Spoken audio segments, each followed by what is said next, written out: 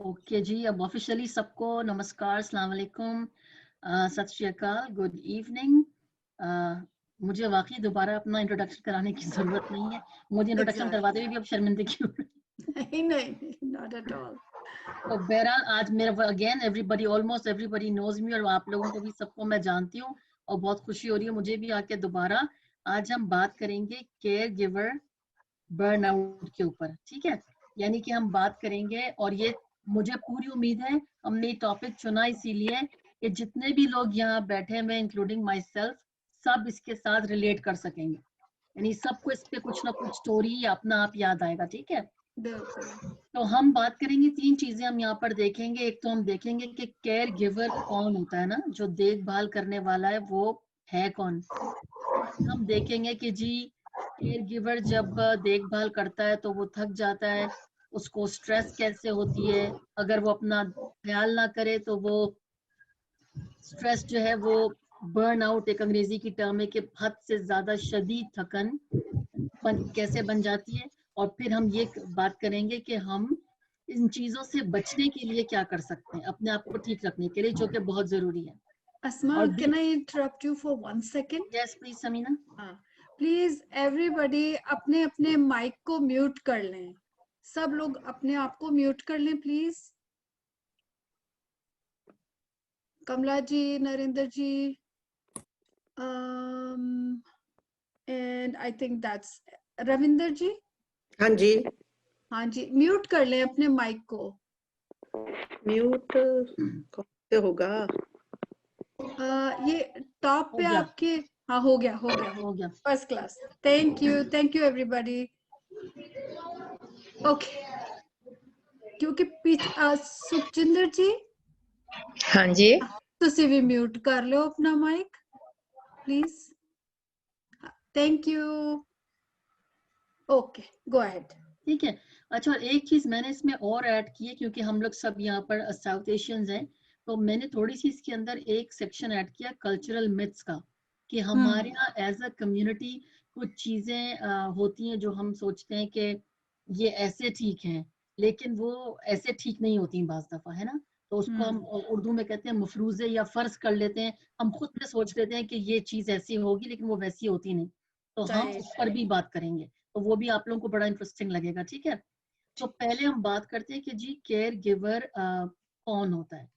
एक चीज देखो, हम कनाडा में रहते हैं ना, तो हम लोग ये टर्म बार बार सुनते हैं जब कोई हॉस्पिटल में एडमिट होता है, कोई हॉस्पिस में चला जाता है, कोई लॉन्ग टर्म केयर में, कोई सीसीएसई, कोई नर्स आई, कि केयर गिवर कौन है।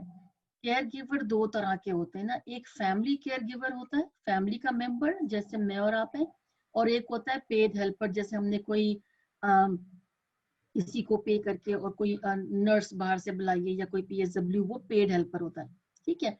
आज का जो पूरा सेशन है ज्यादातर हम फैमिली केयर गिवर्स के बारे में बात करेंगे, ठीक है।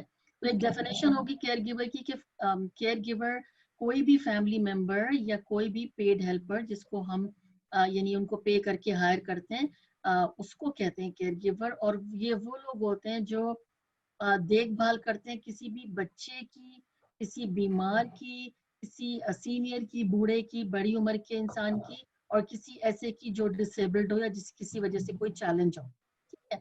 अब हम में से, और इसका जवाब देना आप लोगों को जरूरी नहीं है, एक सेकंड को सब सोचिए, जितने लोग यहाँ पर हैं 16-17, क्या आप लोग में से कोई केयर गिवर है? ठीक है, और ये आप में से सब कोई ना कोई केयर गिवर होगा, ठीक है, ऐसा हो नहीं सकता। एक जगह मैंने पढ़ा, बड़ी अच्छी इंग्लिश की कहावत थी, उसमें लिखा था कि दुनिया में 4 तरह के लोग होते हैं। दुनिया में 4 तरह के लोग होते हैं। एक वो जो कभी केयर गिवर रहे होते हैं, जिन्होंने कभी किसी की देखभाल की होती है। एक वो है जो किसी की देखभाल कर रहे हैं इस वक्त। एक वो है जो कभी देखभाल किसी की करेंगे आगे। और एक वो है जिनको खुद देखभाल की जरूरत पड़ेगी। तो इसका क्या मतलब हुआ, हम सब किसी ना किसी कैटेगरी में शामिल हैं, ठीक है ना। एक वो जिसको जो कभी केयर गिवर रहे थे, मैं अगर अपनी आपको एग्जांपल दूं कि पेरेंट्स की देखभाल की, जहाँ प्रोफेशनल केयर गिवर भी थे लेकिन हमने केयर गिविंग की, ठीक है। एक है जो केयर गिविंग कर रहे हैं, हमारे आगे बच्चे, हम अपने बच्चों की केयर गिविंग कर रहे हैं। एक है जो हम और आगे केयर गिविंग करेंगे, ठीक है, हमें नहीं पता कि किसकी करेंगे। और एक है जब हमें केयर गिविंग की खुद जरूरत होगी। इसके ऊपर अभी जो उज़मा मुझे कह रही थी ना, तो ये हफ्ता कैसा रहा, मेरा ये हफ्ता ऐसा रहा कि मैं सैटरडे को सीढ़ियों पे गिर गई, यानी सीढ़ियों से नहीं गिरी, मुझे एक sciatica का पेन था और आप लोगों के साथ एक सेफ एनवायरनमेंट है इसलिए शेयर कर रही हूँ। तो मैं ऊपर चलते में और मेरे जो घुटना है नी, वो पेन की वजह से वैसे ही पेन था, उसमें ज्यादा वो किस वजह से ट्विस्ट हो गया और मैं गिर गई। अब मैं गिरी तो शुक्र है कि ऊपर की 2 सीढ़ियों पे गिरी, तो मैं 3 घंटे तक उस जगह से अपने बेडरूम तक जा नहीं सकी। ठीक है, तो अब आप ये देखिए कि मैं एक प्रोफेशनल हूँ और मैं देखभाल करती हूँ बच्ची की भी और हस्बैंड की और घर की, लेकिन उस वक्त क्या हुआ, मुझको केयर गिविंग की जरूरत पड़ गई, तो मैं फिट बैठ गई उस डेफिनेशन के अंदर। ठीक है, फिर मैं किस तरीके से बेटी और वो रिवॉल्विंग चेयर पे मैं बेड पे गई, संडे मेरा हॉस्पिटल में गुजरा, एंड देन अभी थोड़ी ऑब्वियसली तकलीफ है, 2 हफ्ते का रेस्ट है, पर आई एम अल्हम्दुलिल्लाह वैसे तो फाइन। तो ये कि टांग में तकलीफ है, तो आप ये देखिए कि मैं केयर गिवर थी, केयर गिविंग मैंने की, अब कर रही हूँ बच्चे की या शौहर की, और मुझे 4 दिन पहले खुद केयर गिविंग की जरूरत पड़ गई। तो हम सब इस डेफिनेशन के अंदर फिट बैठते हैं, ठीक है ना। बिल्कुल। तो ये तो हो गई एक बात। दूसरा ये, अब हम बात करते हैं सीधा कि जी कोई केयर गिविंग करता है या देखभाल करता है किसी की, यानी किसी बच्चे की, बूढ़े की, बीमार की या किसी डिसेबल्ड पर्सन की, उसको चैलेंजेस क्या क्या आते हैं, उसके जो जो उसके मसले होते हैं, जो उसके जो उसकी जिंदगी, कहते हैं ना इस काम के बीच में उसकी जो जद्दोजहद, जो कोशिश होती है, जो मुश्किलात उसको आती है, वो क्या होती है। मैंने आप लोगों से पहले भी जिक्र किया था कि मैं ऑब्वियसली आप लोगों से हॉस्पिस के हवाले से भी काफी बात हुई है। जब मैंने काम करना शुरू किया सोशल सर्विस में, मैं ये पेशेंट्स के साथ और क्लाइंट, और मैंने पाकिस्तान में हॉस्पिटल वगैरह में भी काम किया है, तो मैं यहाँ पर आकर मेरा पहला सवाल यही था कि हम मरीज के बारे में बात कर रहे हैं, हम उसके गिर्द ही घूम रहे हैं, और विच इज ऑब्वियसली बहुत जरूरी है कि जो बीमार होता है, लेकिन जो देखभाल कर रहा है उसका क्या, हम उसके लिए क्या कर रहे हैं। तो आप यकीन करिए अभी इतने ज्यादा सपोर्ट केयर गिवर्स के लिए हो रही है, और इतना ज्यादा इस चीज को एक्नॉलेज किया जा रहा है, समझा जा रहा है कि जो देखभाल करने वाला है वो भी उतना ही अहमियत का हामिल है, उतना ही जरूरी है, और उसको भी उतनी ही हेल्प और सपोर्ट की जरूरत है। ठीक है, पहला जो चैलेंज आता है केयर गिवर को, देखभाल करने वालों को, वो होता है मैनेजिंग देयर टाइम। अब वक्त है, अब वक्त आप फैला के 24 घंटे का वक्त होता है ना, हम मैनेज करते हैं टाइम को किस तरीके से, लेकिन अगर कोई ऐसी जिम्मेदारी हम पर आ जाए तो हमें वो टाइम मैनेज करना बड़ा मुश्किल हो जाता है बाज दफा, खासतौर से इन मुल्कों में। और हम इस पे पहले भी थोड़ी बात कर चुके हैं कि जहाँ हम में से बहुत सारे लोगों के खानदान नहीं है, या है तो वो कनाडा से बाहर हैं। कुछ के जैसे अभी मोइनी आंटी शेयर कर रही थी ना, कुछ के बच्चे स्टेट्स में, कुछ के बच्चे मैंने देखा यहाँ पे सीनियर्स आके, और बच्चे उनके मिडल ईस्ट चले गए। तो अब उसमें एक जिसे कहते हैं ना कि एक मुख्तलिफ हमारा एक वो डेवलप हो गया ना, माहौल जिसको कहते हैं। अब ऐसे में फर्ज कीजिए कि अगर कोई कोई कपल है घर के अंदर ना, अब मियाँ बीवी हैं, एक बीमार है, एक उसका देखभाल कर रहा है, उसमें टाइम को मैनेज करना। ठीक है, अपने लिए अगर एक देखभाल कर रहा है, पहले तो पूरे पूरे खानदान देखभाल करते थे, अब अगर कम लोग हैं या जो भी हैं, या जॉब्स हैं, छोटे बच्चे हैं, तो उसमें जो केयर गिवर है, देखभाल करने वाला, वो अपने लिए वक्त नहीं निकाल पाता। और जब अपने लिए वक्त नहीं निकाल पाता तो लाजमन ऑब्वियसली उसको वो थक जाता है, आगे हम उस पर बात करेंगे, उसको वो भी बीमार हो सकता है ना। अच्छा, दूसरी बात क्या होती है कि बाज दफा हम लोग और हमारे कल्चर में, और खास तौर से औरतें, कि हम जब देखभाल करते हैं किसी की, तो हम इतना ज्यादा जिम्मेदारी उठाते हैं और इतना वक्त अपना देते हैं, तो उसकी वजह से क्या क्या होता है कि हमारी जो अपनी जिसको छुट्टियां कह लो, अपनी ख्वाहिशात कह लें, अपनी कुछ हॉबीज होती है इंसान की, उसको हम कुर्बान कर देते हैं। अभी एक आंटी अभी बता रहे थे ना कि वो जिन्होंने वो निटिंग की पर्स बनाया, ये एक हॉबी है, कितना प्यारा बनाया, सब कुछ है ना। तो आप ये बताओ कि जब हम कोई बाज दफा जब देखभाल कर रहे होते हैं किसी की, किसी बीमार की, किसी बच्चे की घर में, तो हम इतना ज्यादा केयरिंग होते हैं, हम लोग इतना ज्यादा कि हम अपनी ख्वाहिशात को, अपनी दिलचस्पी को हम एक तरफ कर देते हैं, है ना। और उसके बाद क्या होता है कि हमको अपना काम और जो केयर गिविंग हम कर रहे हैं, देखभाल, उसके बीच में हमको बैलेंस करना या उसको तवाजुन रखने में मुश्किल आती है। तो एक तो चैलेंज है ये, अभी हम सिर्फ चैलेंजेस पे बात कर रहे हैं। तो हमें, अगर हम ये चीजें करते हैं, तो हमको क्या होता है, हम बैलेंस नहीं कर पाते, वक्त को अपने मैनेज नहीं कर पाते, तो उससे क्या होता है, हमको बैलेंस करने में मुश्किल होती है। एक Yeah. चीज और जो चैलेंज है दूसरा हमारा, वो होता है इमोशनल एंड फिजिकल स्ट्रेस। देखिए याद रखिए, हम सब इंसान हैं और हम चीजों के साथ वी आर टच्ड होते हैं। हम अगर किसी की तकलीफ देखते हैं, मेजोरिटी हम में से, तो वो खुद भी उस चीज को महसूस करता है ना, ये एक नॉर्मल बिहेवियर है। तो होता है कि जब हम किसी प्यारे की अपने देखभाल कर रहे होते हैं, तो क्या होता है कि हम उसकी देखभाल करने में हम अपनी देखभाल और अपनी सेहत के बारे में भूल जाते हैं। ठीक है, खासतौर से जो लोग डिमेंशिया या अल्जाइमर्स के मरीजों की देखभाल कर रहे होते हैं, उनको बहुत इमोशनल स्ट्रेस होता है। उसकी बहुत रीजंस हैं, हम बहुत डिटेल में नहीं जा रहे, लेकिन जब आप किसी की डिमेंशिया अल्जाइमर्स में क्या होता है कि बंदे की ना याददाश्त जानी शुरू हो जाती है। तो क्या होता है, फॉर एग्जाम्पल आप अपने बाप की देखभाल कर रहे हैं, शोहर की कर रहे हैं, अब वो उसकी सेहत डिक्लाइन की तरफ जा रही है, तो वो भूलना शुरू होता है पहले पिछली बातें। फिर कभी जब वो बहुत ज्यादा बढ़ जाए अल्जाइमर्स डिमेंशिया, तो वो कहेगा भी तुम कौन हो। तो वो एक इमोशनल स्ट्रेस होता है जो केयर गिवर होता है कि ये मेरी माँ है, या ये मेरा बाप है, या मेरा शोहर है, अब ये मुझे भूल रहा है। तो एक वो जज्बाती रिश्ता, तो आप इमोशनली भी काफी स्ट्रेस होता है केयर गिवर को। मैं आपको अपनी लाइफ के बारे में से एक बात बताऊंगी कि मेरी अम्मी जब बीमार थी, उनको अल्जाइमर्स नहीं था, लेकिन एक वो ज़ाहिर है बुढ़ापा था और कुछ उनको इश्यूज ऐसे थे, तो मुझे कभी कभी डर लगता था कि वो मुझे भूल ना जाए। तो मैं हर साल पाकिस्तान जाती थी। अब वो नहीं रही जो भी, लेकिन खैर वो मुझे भूली नहीं, एंड तक रही। पर एक केयर गिवर के हवाले से मैं बता रही हूँ, हालांकि मैं दूर थी, वो मुझे खौफ था, मुझे था कि वो मुझे भूल गई। अगर वो मुझे भूल गई, मैं तो सामने, तो क्या होगा। तो ऐसी जब हम यहाँ किसी के साथ रह रहे हैं एक घर में, और उसकी देखभाल कर रहे हैं और उसके साथ बात कर रहे हैं, और हमें लग रहा है कि इसकी सेहत खराब हो रही है, और ये अगर हमें भूल गया, तो एक इमोशनल स्ट्रेस जो है वो केयर गिवर के लिए होता है ना। उसके बाद क्या होता है, फिजिकल डिमांड्स। हम केयर गिवर को उठा रहे हैं, बिठा रहे हैं, उसको वॉशरूम में हेल्प कर रहे हैं, उसको खाना खिला रहे हैं, वो भी हमारी सेहत के ऊपर। अब सब हम सब केयर गिवर्स, आप लोग अपने आप को सब कुछ केयर गिवर समझ के हम बात कर रहे हैं, ठीक है।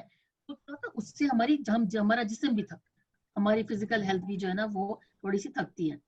अच्छा, एक चीज होती है जो हमारे कल्चर में हम लोग बहुत नहीं सोचते, लैक ऑफ प्राइवेसी।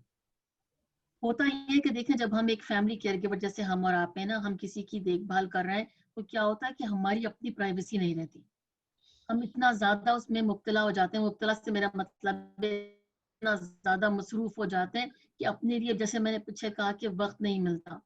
तो उसके बाद क्या होता है कि हमें कोई प्राइवेसी नहीं। एक इंसान का अपना, इसको आजकल वो इंग्लिश में कहते हैं मी टाइम, थोड़ा सा वक्त अपने लिए निकालना चाहिए हर एक को, है ना। हम वो वक्त नहीं निकाल पाते।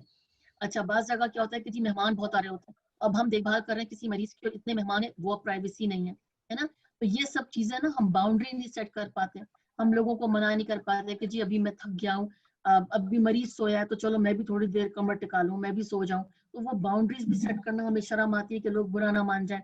उसमें भी क्या होता है, केयर गिवर को थकान होती है और वो भी बीमार हो सकता है, क्योंकि उसकी अपनी कोई प्राइवेसी, अपना अपने लिए कोई वक्त नहीं है, ठीक है। अच्छा, एक चीज क्या होती है, बाज जगह फाइनेंशियल स्ट्रेन होती है। फैमिली केयर गिवर जैसे हम और आप हैं, ऑब्वियसली हम पैसे नहीं लेते ना, ऑब्वियसली हमारे घर में कोई बीमारी है, कुछ है, तो क्या होता है, बाज दफा फाइनेंशियल स्ट्रेन भी होता है। कब होता है, जब फर्ज कीजिए अगर मैं नौकरी कर रही हूँ, मेरी एक पेड जॉब है, अब मुझे घर में रहना है किसी की देखभाल करने के लिए, मुझे जॉब छोड़नी पड़ी, या मुझे आवर्स कम करने पड़े, ये हर केस में नहीं, बहुत सारे केसेस में, तो एक फाइनेंशियल स्ट्रेन भी पड़ता है, ठीक है। अच्छा, और जितना ज्यादा एक केयर गिवर घर में केयर गिविंग करता है और अपने आवर्स कम करता है, या अपनी जॉब छोड़नी पड़ती है, तो उतना ज्यादा उसको फाइनेंशियल स्ट्रेन आ सकता है, ठीक है। अच्छा, उसके बाद क्या होता है कि बहुत दफा फैमिली केयर गिविंग में जब हम करते हैं, तो ऑब्वियसली इसका बड़ा ताल्लुक इमोशनल अटैचमेंट से होता है, कि नींद खराब हो जाती है, क्योंकि आप मरीज के साथ रात को उठ रहे होते हैं, छोटा बच्चा होता है उसके साथ अगर आप जाग रहे होते हैं, तो रात को उठ रहे हैं, दिन में सो रहे हैं, कभी दिन में नहीं सो पा रहे, उससे क्या होता है, वो भी एक बहुत बड़ा इशू बन जाता है। अगर आपकी नींद पूरी ना हो, तो आपकी तबीयत खराब होने लगती है, मेजोरिटी की ना, तबीयत में चिड़चिड़ापन होगा, गुनूदगी रहेगी, भूख खराब हो जाएगी। तो लैक ऑफ स्लीप जब आप केयर गिविंग करते हैं, ये भी बहुत बड़ा चैलेंज होता है कि आप इसको मैनेज कैसे करें, कि मैं अपनी नींद को पूरा कैसे लूँ। मुझे याद है हमारी फैमिली में जो बड़े बूढ़े हमारे थे, वो पाकिस्तान में जो जिन कजन्स के बच्चे होते थे, उनको कहते थे कि देखो बेटा, बच्चा अगर रात को जगाए, तो कुछ भी करके दिन में नींद पूरी करो, वरना तुम्हारी सेहत खराब हो जाएगी। तो बड़ा सही वो लोग बोलते थे ना, कि भाई अपनी नींद बहुत जरूरी होती है हर एक के लिए। और अगर नींद पूरी ना हो तो उसमें आप बहुत ज्यादा थक जाते हैं, जो कि मैंने अभी आपको बताया ना। हम जब यहाँ कॉलेज जा रहे थे कनाडा में, तो एक बुक में शायद मैंने आप लोगों को पहले भी बताया था कि लिखा था कि किसी को मारना हो तो रोज उसकी 2 घंटे की नींद कम कर दो, तो उसकी तबीयत वैसे ही खराब हो जाएगी, है ना। तो नींद और अच्छी नींद बहुत जरूरी होती है। अच्छा, एक और जो चैलेंज होता है वो भी हमारी कम्युनिटी में बहुत ज्यादा है, दूसरों से मदद के लिए बोलते में डरते हैं, शर्माते हैं। अब अगर हमने इससे हेल्प ली तो ये क्या सोचेगा हमारे बारे में, तो शर्मिंदगी का एहसास होता है।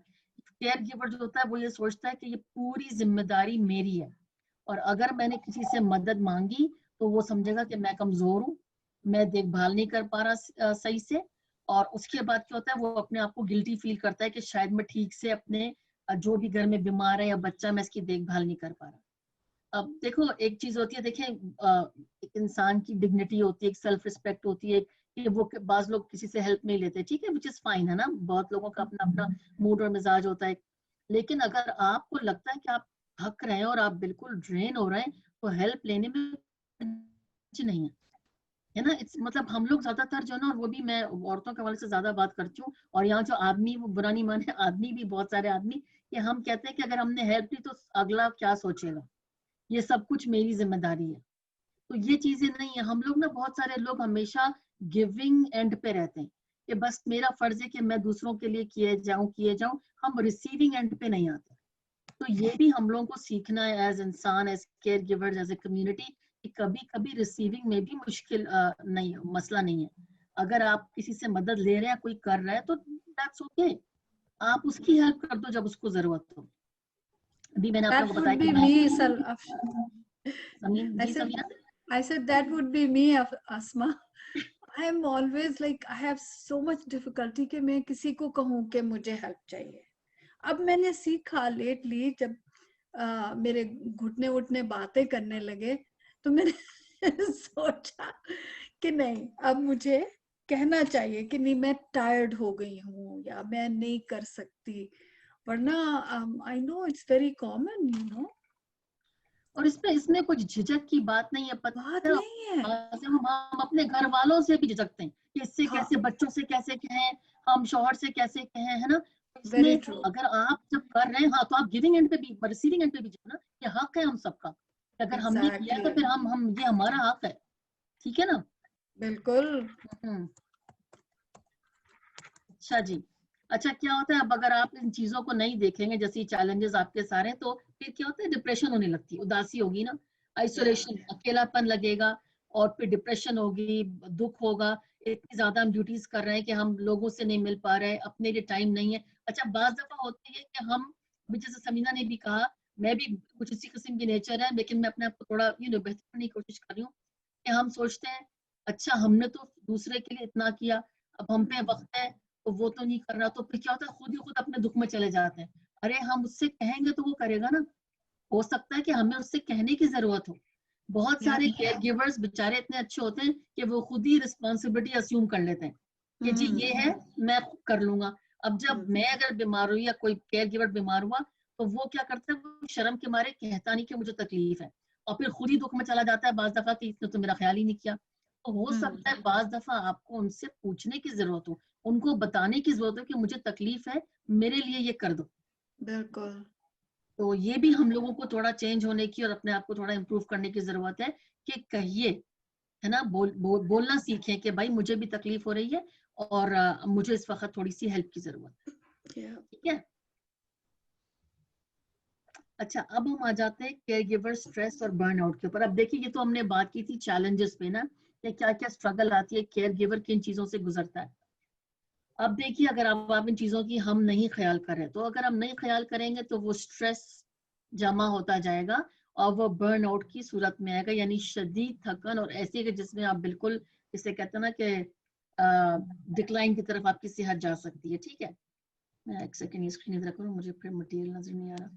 अच्छा, तो जो स्टडीज है काफी, जो हम लोग ये रिसर्च मटेरियल, सॉरी एक स्क्रीन पर चली गई, वो ये बताती है कि जो भी केयर गिवर्स हैं, अगर वो अपना ध्यान नहीं रखते, तो वो आम जनता से ज्यादा बीमार हो जाते हैं। यानी कि एक आम आदमी जो घर में रह रहा हो, औरत जो भी है, और एक ऐसा शख्स जो किसी की केयर गिविंग कर रहा हो घर में, केयर गिवर जल्दी बीमार होता है। क्योंकि वो ज़हनी, जिस्मानी, असाबी तौर पे थक रहा होता है। इसीलिए उनके अंदर अगर आप अपनी वो परवाह नहीं करते तो क्या होता है कि वो डिप्रेशन में जाते हैं और बाज़ दफ़ा उनकी ज़हनी हालत भी ठीक नहीं रहती। बहुत दुख, परेशानी, उसके बाद कोई उनको बीमारी हो सकती है, बाज़ दफ़ा सर का दर्द, कमर का दर्द, ये सब भी चीज़ें ज़रूरी हो जाती हैं, ठीक है, ज़रूर हो जाती हैं। इसमें एक चीज़ है कि ये भी लिखा है कि when you are the care giver it is important that you save some caring and compassion for yourself as well or else it can result from being stressed to burn out. थोड़ी सी हमदर्दी अपने लिए भी बचा के रखनी चाहिए, ठीक है ना। सिर्फ जमाने भर को हम लोग हमदर्दी और मोहब्बत और वो मैं कौन सी हिंदी फिल्म में एक वर्ड है त्याग, त्याग सही वर्ड है नहीं, कि वो जो ना हमदर्दी और सारा उनको सब कुछ, तो कुछ अपने लिए भी निकाल के रखना चाहिए। थोड़ी सी मोहब्बत, थोड़ी सी हमदर्दी, थोड़ा सा ख्याल अपनी जात के लिए, अपने वजूद के लिए भी निकाल के रखना चाहिए। सारा दूसरों पर लुटाना बहुत अच्छी बात है, पर अगेन मैं रिपीट कर रही हूँ, थोड़ा सा अपने लिए भी बचा कर रखें, ठीक है। अच्छा, अब अगर आप लोगों के पास कोई पेन पेंसिल है तो लेके बैठ जाइए, पेपर तो बहुत अच्छी बात है। मैं ना 10 वार्निंग साइन बताऊंगी कि अगर हम लोग सब जो केयर गिवर हैं और कभी रहे हैं या कभी थे या अभी भी कर रहे हैं, तो कौन से ऐसे वार्निंग साइन है, कैसे पता चले कि आप अपना देखभाल नहीं कर रहे और अब आप बर्न आउट हो रहे हैं, आप बिल्कुल थक गए केयर गिविंग करते और अब आपको कुछ सेल्फ केयर की जरूरत है, आपको अपने ख्याल रखने की जरूरत है, अपनी देखभाल करने की जरूरत है, ठीक है। तो ये मैं ना एक 10 चीजें यहाँ पर पढ़ूंगी और बहुत आहिस्ता आहिस्ता एक एक करके आप लोग उसमें थोड़ा टाइम लेते हैं इस एक्टिविटी में, आप सोच के भी लिख सकते हैं।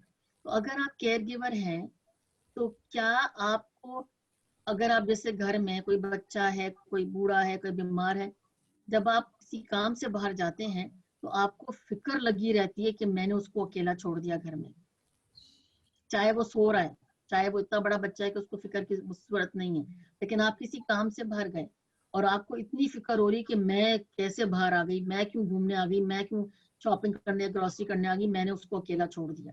क्या बहुत फिक्र होती है आपको जब आप बाहर जाते हैं? ठीक है, आप लोग चाहें तो उसका अपना आंसर लिख लें। वैसे बता नहीं सकते। हाँ, बता सकते हैं। चलिए बताइए, हाँ ये भी ठीक है, तो लिख लें, या तो जो भी रेडियो नरेंद्र आंटी बताइए, क्या होती है फिक्र नहीं, बहुत मैं ज्यादा? अपनी इंसिडेंट एक बताती हूँ कि मेरी बड़ी सिस्टर का सर्जरी हुई। हम्म वो बेड पर थी और उठ नहीं सकती थी। तो हम्म आई वाज हियर। तो वी आर 5 सिस्टर्स।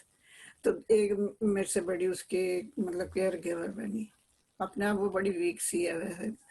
तो क्या हुआ, उसने खाना बना के देना, उसको सारा दिन उसी के बहुत ज्यादा केयर है उसकी करनी बड़ी की। मतलब अब जो बीमार होता है उसका मन करता है कभी कुछ खाने को कभी कुछ खाने को, तो वो उसने बना के भी देना। एक दिन क्या होगा होगा बाई चांस उसने मतलब फोन पर मुझे सारी बात बताई कि उसकी पसंद का खाना नहीं बना, उसने ना मेरी दूसरी सिस्टर को थप्पड़ मार दिया मुंह पर। उसने 2 मार दिए। अब दोनों ही बेजान, दोनों को स्ट्रेस आप करें क्या। अब वो उसको खाना ना दे तो वो भूखी मरे, उसको भी अब खाना चाहिए तो वो कौन दे। बड़ी प्रॉब्लम हुई। फिर वो जो उनकी घर की सर्वेंट थी वो करती रही 2-4 दिन, फिर ठीक हो गया। अगर आज जैसे ये क्वेश्चन आपने किया अकेला छोड़ दें, तो हमें तो वाकई में ये चिंता रहती है कि पीछे क्या होगा क्या होगा, बच्चा हुआ तो गिर ना जाए कहीं, कोई मतलब बैड इंसिडेंट या एक्सीडेंट ना कुछ हो जाए। और होता भी है ऐसा बहुत। तो इसलिए आपको छोड़ना नहीं चाहिए, किसी और की रिस्पॉन्सिबिलिटी लगा दो आप कि आप जरा 5 मिनट हाँ, देख। देखिए, तो देखिए आपने बहुत अच्छी बात बोली कि किसी और की रिस्पॉन्सिबिलिटी का मतलब भी आप कहीं से हेल्प ले रहे हो, है ना। अगर आपने किसी को उसके पास छोड़ दिया फिर भी आप एंशियस फील कर रहे हैं, घबराहट, फिक्र, वो चीज ठीक नहीं है। मैं भी मानती हूँ कि एक छोटा बच्चा, जैसे फॉर एग्जाम्पल छोटा बच्चा माइनर 3-4 साल का, उसको अकेला हम नहीं छोड़ सकते, ठीक है, या कोई बहुत ही बूढ़ा। लेकिन अगर आपके पास रेस्पेक्ट का मतलब है कोई है और आप, हालात ऐसे हैं कि आप उसको छोड़ के आराम से बाहर आ सकते हो, उसके बावजूद आपको घबराहट और फिक्र है और स्ट्रेस है, तो फिर वो ठीक नहीं है। इसका मतलब है कि आप अपनी सेहत के लिए ठीक नहीं कर रहे। एक तो चीज ये हो गई। अभी आपने जो वाक़ा सुनाया कि आपकी सिस्टर ने दूसरी सिस्टर को थप्पड़ मारा, वो बिल्कुल एक मेरे लिए नॉर्मल वाक़ा है, क्योंकि हम जो चीजें पढ़ा रहे हैं, इन हालात में स्ट्रेस आउट होके मरीज के ऊपर भी कभी गुस्सा आ सकता है, देखभाल करने वाले को, क्योंकि वही होता है, देखभाल करने वाला इतना थक जाता है, इतना ड्रेन हो जाता है कि बाज़ दफा उसको उस पर गुस्सा आने लगता है जो बीमार होता है। और बाज़ दफा बीमार जो होता है वो भी डिमांडिंग हो सकता है, वो भी सोच सकता है कि जी मुझे उसको फौरन हर चीज चाहिए होती है। वही बात बिल्कुल एक नॉर्मल सिचुएशन, इसमें कोई ऐसी बात नहीं है। ठीक है, अच्छा दूसरा क्वेश्चन हमारा है कि जी जो भी आप डिसीजंस ले रहे होते हो ना, यानी कि जो घर में जिसकी भी देखभाल कर रहे हो, उसकी हेल्थ के बारे में कोई डिसीजन ले रहे हो, फाइनेंसेस के बारे में, पैसे के बारे में, उसमें भी आपको बहुत ज्यादा घबराहट, और ये जो मैं आपको ये जो बर्नआउट के साइंस बता रही हूँ ना, कुछ तो कुछ नॉर्मल घबराहट, कुछ नॉर्मल चीजें तो हम सबके साथ हैं, वो तो नॉर्मल है। लेकिन ये मैं एक्सट्रीम केस की बात कर रही हूँ कि आपको इतनी ज्यादा स्ट्रेस हो रही है कि आपको लग रहा है आपके, अब आप फाइनेंशियल डिसीजन लेने जा रहे हो किसी के लिए, आप पसीना आ रहा है हाथों में, घबराहट हो रही कि मैं गलत ना कर दूं, ये भी बर्नआउट का साइन है। इसका मतलब है कि आप अंदर से बिल्कुल एग्जॉस्ट हो चुके हैं। ठीक है, एक चीज और क्या होती है कि आप हर चीज के लिए अपने आप को जिम्मेदार समझते हो। आप कहते हो कि ये जो कुछ भी है बस मैं ही जिम्मेदार हूँ, मेरे मतलब और कोई है नहीं।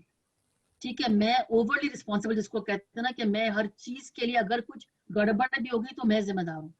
ये भी बर्नआउट का साइन है कि आप अपने लिए इतने सख्त हो कि आप समझ रहे हो कि सब कुछ आपको ही करना है, सब कुछ आपकी ही जिम्मेदारी है। देखो जब किसी की तबीयत खराब होती है, कुछ एक बीमारी होती है इंसान की, वो बढ़ रही होती है, ठीक है, बीमारी में भी अप्स एंड डाउन आते हैं, वो आप कंट्रोल नहीं कर सकते, हम और आप, है ना। अगर किसी की बीमारी बढ़ रही है, किसी को कोई और प्रॉब्लम है, तो हम हर चीज के जिम्मेदार नहीं हो सकते। तो अगर मैं सोचूं कि नहीं, अगर मेरे घर में जो मरीज है उसको छींक भी आ रही है तो मेरा कसूर है, ये गलत है। इसका मतलब है मैं अपने लिए बहुत सख्त हूँ और मैं खुद बीमार शुरू हो जाऊंगी। ओवर थिंकिंग, बहुत ज्यादा सोचना कि मैंने अच्छा ये मैंने कर दिया, जो भी घर में जिसकी मैं देखभाल कर रही हूँ, अब मैं ये भी कर दूं, अब मैं ये भी कर दूं, मैं इसको परफेक्टली हर चीज प्रोवाइड कर दूं, वो भी गलत है। इसको ओवर थिंकिंग कहते हैं, और इससे क्या होता है, केयर गिवर बीमार होना शुरू हो जाता है। बाज जगह मैंने देखा छोटे बच्चों के लिए बाज माएँ होती हैं, और करना चाहिए एक हद तक, उनको खाना आपने बना दिया, थोड़े बड़े होने शुरू हो गए, टॉडलर हो गए, अब उनको खाना खाने की आदत डालें कि वो अपने हाथ से करें। हमारे एक जानने वाले थे, उनकी बच्चे 12 साल की बेटी और एक शायद उससे छोटी 8-9 की, वो मुझसे कहती थी, मेरी बेटी शायद 4 साल की होगी, तो वो मुझे कहती थी अपने हाथों से खाना खिलाएं। तो वो 12 साल की बेटी को भी मुंह में निवाला डालती थी। तो मैं उनसे कहती थी कि आप ये गलत कर रही हैं, कह लेंगी नहीं नहीं आप गलत कर रही हैं, आपको अपनी बेटी को हाथों से खिलाना चाहिए। तो हम लोग डॉक्टर के पास गए, तो डॉक्टर कहने लगा कि ये, उनसे कहने लगा आप गलत हैं, कहने लगा आप अपने बच्चे को बहुत ज्यादा डिपेंडेंट कर देंगी। 12 साल के बच्चों को हाथों से कौन खिलाता है? Over protected. बिल्कुल, और वो ओवर थिंकिंग कि मैं और कर दूं, मैं और कर दूं, वो बेचारी फिर खुद बीमार होना शुरू हो गई थी और उनके बच्चे भी बिगड़े। तो वही बात है कि जैसे मैंने कहा ना कि ओवरली ओवर थिंक करना, चीजों को, जिम्मेदारियों को बांटना चाहिए, है ना। अपने ऊपर इतनी चीज नहीं लेनी चाहिए कि आप खुद बीमार हो जाओ।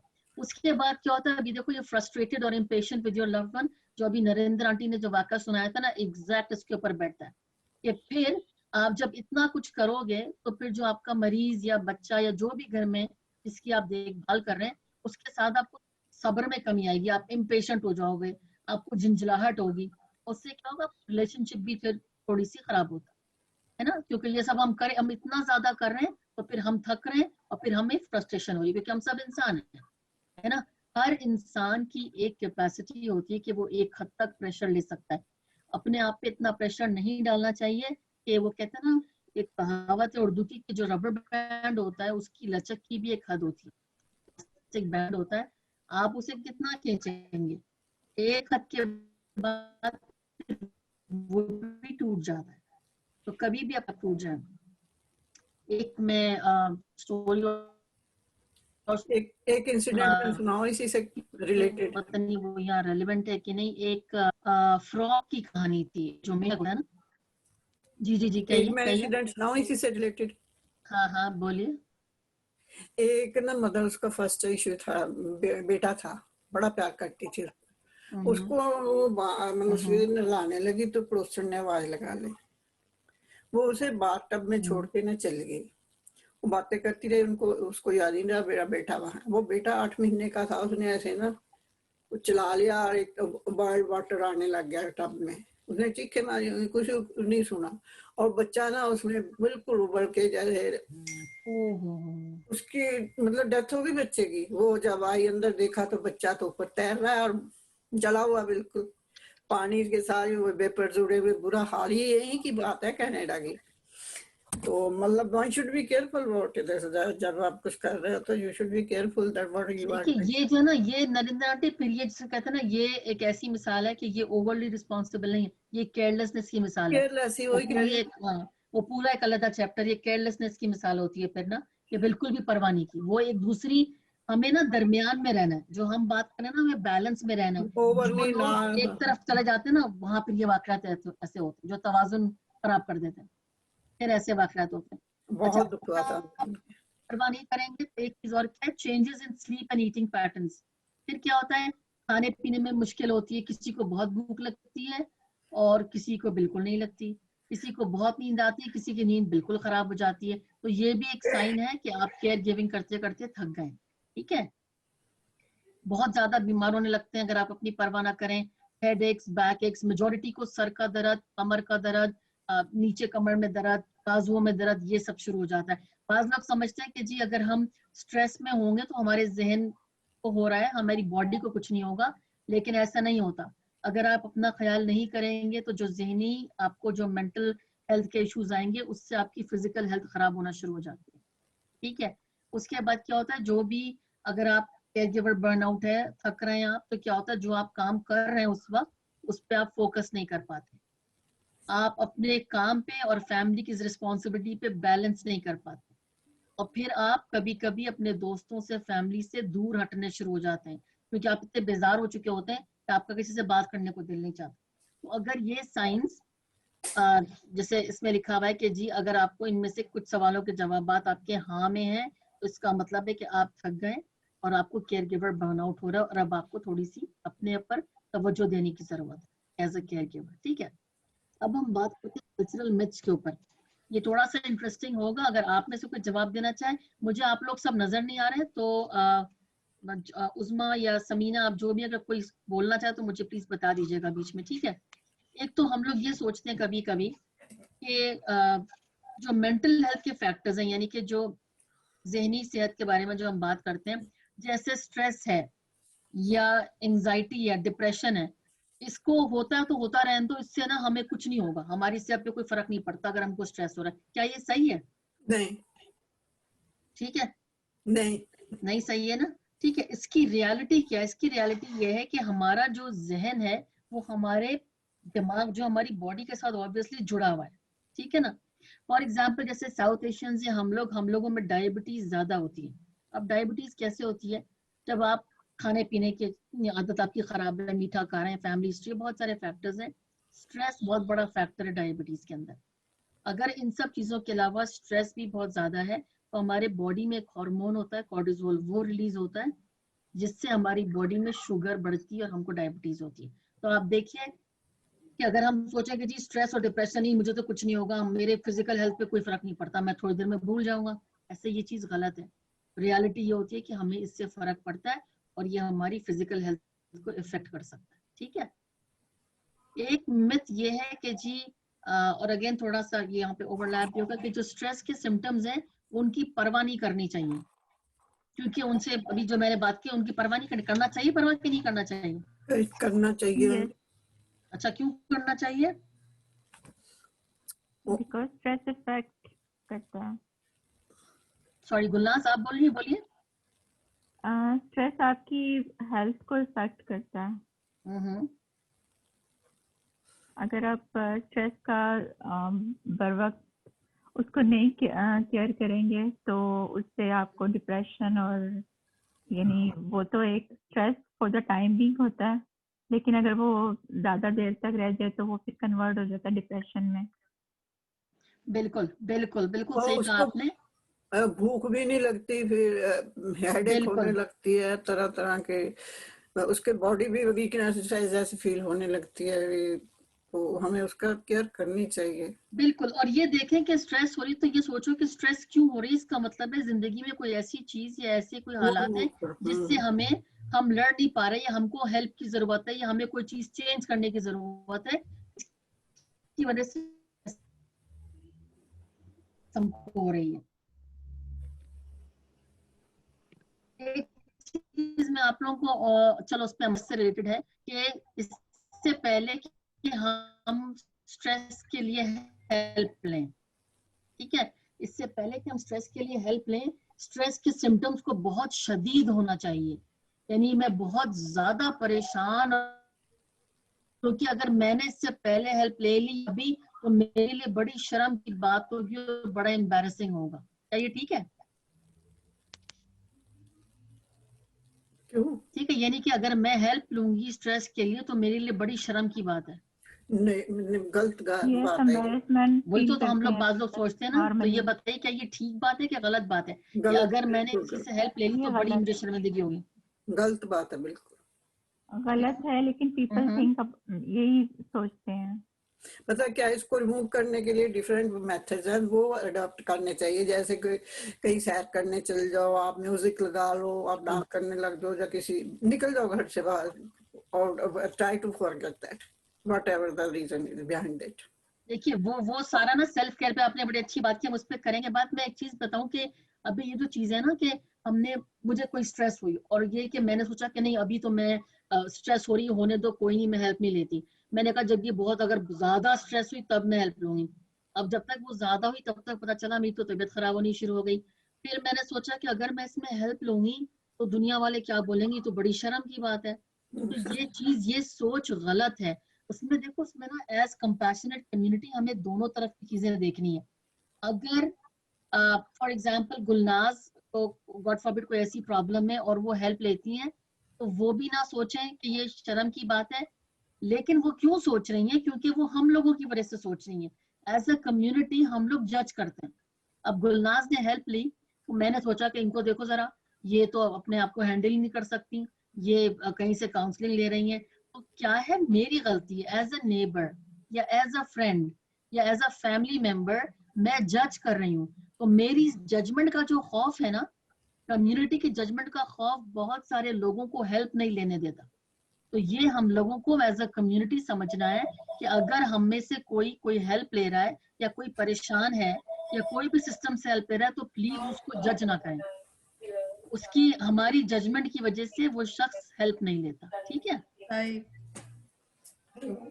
अच्छा जी, मिथ नंबर 4 है mild version of stress, anxiety और depression symptoms are just part of life usual ups and down. या बहुत सारी चीजें हमने स्ट्रेस की डाली है।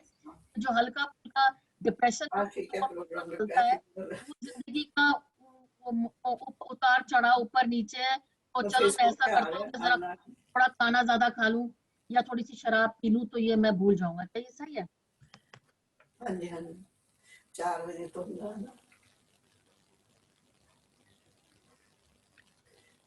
लेडीज ਦਾ है। अच्छा जी, एनीबडी कोई बताएगा इसका कि ये अगर ऐसी सूरत में शराब पीना या कोई ऐसी चीज करना कि इसको करके जरा थोड़ी देर के लिए मैं भूल जाऊं, क्या ये बिहेवियर ठीक होगा? गलत है। अच्छा, कैसे, क्यों सुरजीत? लाइक स्ट्रेस में हमें पता ही नहीं चलता कि लाइक ਆਟੋਮੈਟਿਕਲੀ ये बॉडी डिमांड करदी है कि ਇਹਨੂੰ ਤੁਸੀਂ ਡੀਲ ਕਰਨਾ। स्ट्रेस हो रही है, ਆਪਾਂ ਨੂੰ ਪਤਾ ਹੀ ਨਹੀਂ ਲੱਗਦਾ ਜਦ ਆਪਾਂ ਜ਼ਿਆਦਾ ਖਾਣਾ ਖਾਈ ਜਾ ਰਹੇ ਹਾਂ ਜਾਂ ਡਰਿੰਕ ਕਰਨ ਲੱਗ ਗਏ। ਬਟ ਇਹ ਰੋਂਗ ਹੈ ਨਾ, ਆਪਾਂ ਨੂੰ ਹੈਲਪ ਲੈਣੀ ਚਾਹੀਦੀ ਹੈ, ਇਹਦੇ ਅਲਟਰਨੇਟਿਵ ਥਿੰਕ ਕਰਨੇ ਚਾਹੀਦੇ ਨੇ ਕਿ ਅਸੀਂ ਕੀ ਕਰ ਸਕਦੇ ਹਾਂ। ਮੇਰੇ ਨਾਲ ਇਹ ਹੋਇਆ ਹੈ ਕਿ ਮੈਨੂੰ ਸਟ੍ਰੈਸ ਹੁੰਦੀ ਸੀ ਤੇ ਮੈਂ ज्यादा खाना खांदी सी बैठी, लाइक मेरा जी करना मैं बेगल बना ला, मैं दूध का ग्लास भर के रख ਲਾਂ ਕੋਲੇ।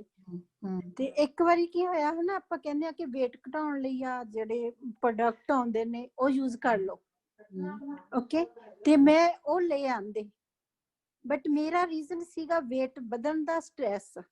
ਮੈਂ ਉਹ ਪ੍ਰੋਟੀਨ ਵੀ ਪੀਂਦੀ ਸੀ, ਨਾਲ ਮੈਂ ਖਾਣੇ ਵੀ ਖਾਈ ਜਾਂਦੀ ਸੀ ਸਾਰਾ ਕੁਝ, ਕਿਉਂਕਿ ਮੈਂ ਕੰਟਰੋਲ ਹੀ ਨਹੀਂ ਸੀ ਕਰ ਸਕਦੀ ਸਟ੍ਰੈਸ ਦੇ ਵਿੱਚ। ਵੀ ਇਹ ਨਹੀਂ ਸੀ ਪਤਾ ਕਿ ਇਹ ਸਟ੍ਰੈਸ ਕਰਕੇ ਜਿਹੜਾ ਮੈਂ ਖਾਣਾ ਜ਼ਿਆਦਾ ਖਾ ਰਹੀ ਹਾਂ ਜਾਂ ਲਾਈਕ ਆਪਣਾ weight ਸੌਰੀ ਵੀ ਸਟ੍ਰੈਸ ਕਰਕੇ ਖਾਣਾ ਖਾ ਰਹੀ ਹਾਂ, ਮੈਨੂੰ ਪਤਾ ਹੀ ਨਹੀਂ ਸੀ ਚੱਲ ਰਿਹਾ। ਬਟ ਜਦੋਂ ਮੈਨੂੰ ਰੈਕੋਗਨਾਈਜ਼ ਹੋਇਆ ਤਾਂ ਮੈਂ ਆਪਣੀ ਫ੍ਰਿਜ ਤੇ ਲਿਖ ਕੇ ਲਾ ਲਿਆ ਸੀਗਾ ਕਿ ਜਦੋਂ ਮੈਨੂੰ ਇਹ ਫੀਲਿੰਗ ਹੁੰਦੀ ਆ ਮੈਂ ਕੁਝ ਅਲਟਰਨੇਟ ਸੋਚਣਾ ਆ, ਮੈਂ ਇਹ ਚੀਜ਼ਾਂ ਕਾਰਬੋਹਾਈਡਰੇਟਸ ਵਾਲੀਆਂ ਨਹੀਂ ਖਾਣੀਆਂ ਜਿਹੜੀ ਮੇਰੀ ਬੋਡੀ ਮੰਗਦੀ ਹੈ, ਇਹਦੇ ਨਾਲ ਮੇਰਾ weight ਵੱਧਦਾ।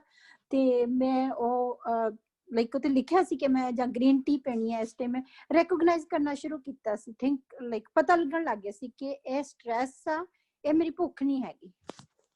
बिल्कुल, वेरी नाइस शेयरिंग सुरजीत। और ऐसी चीज शराब या ड्रग्स के लिए कि हम इसको, जो हमारी स्ट्रेस होती है ना, उसको हम क्या करते हैं, हम इन चीजों से ना उसको दबाने की कोशिश करते हैं, या उसको हम समझते हैं हमारा कोपिंग मैकेनिज्म है कि ये करके हम ये ठीक हो जाएगा। ऐसे नहीं होता है ना। हमें देखना है, जैसे सुरजीत ने कहा, कोई ऑल्टरनेट मेथड।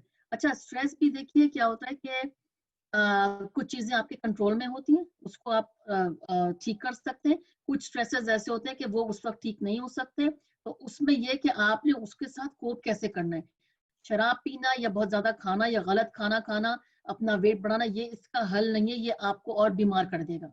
ये याद रखिएगा हमेशा कि इन चीजों से अपनी मुश्किलात का हल ढूंढना बिल्कुल भी आपको हेल्प नहीं करेगा, बिल्कुल हेल्प नहीं करेगा। इससे चीजें आपकी और खराब हो सकती हैं। तो या तो आप अपने स्ट्रेस का, डिप्रेशन का रीजन देखें कि क्या है।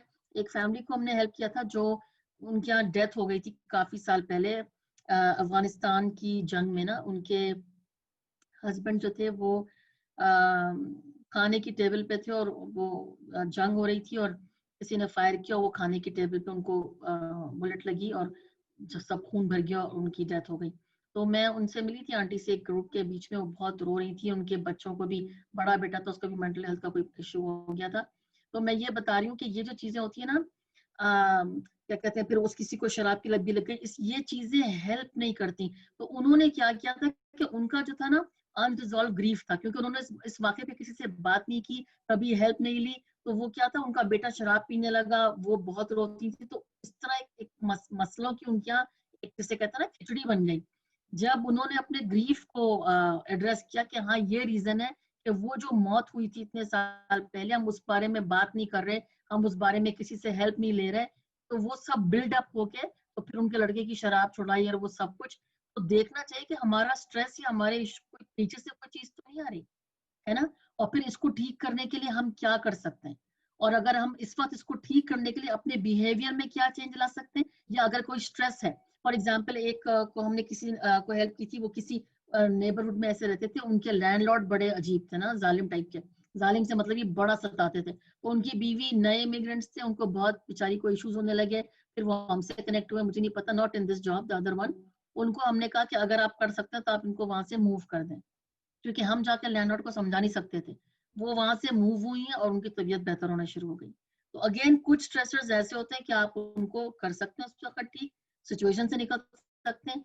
कुछ सिचुएशंस में आपको रह के और अपना कोपिंग मैकेनिज्म ठीक करना पड़ता है, ठीक है।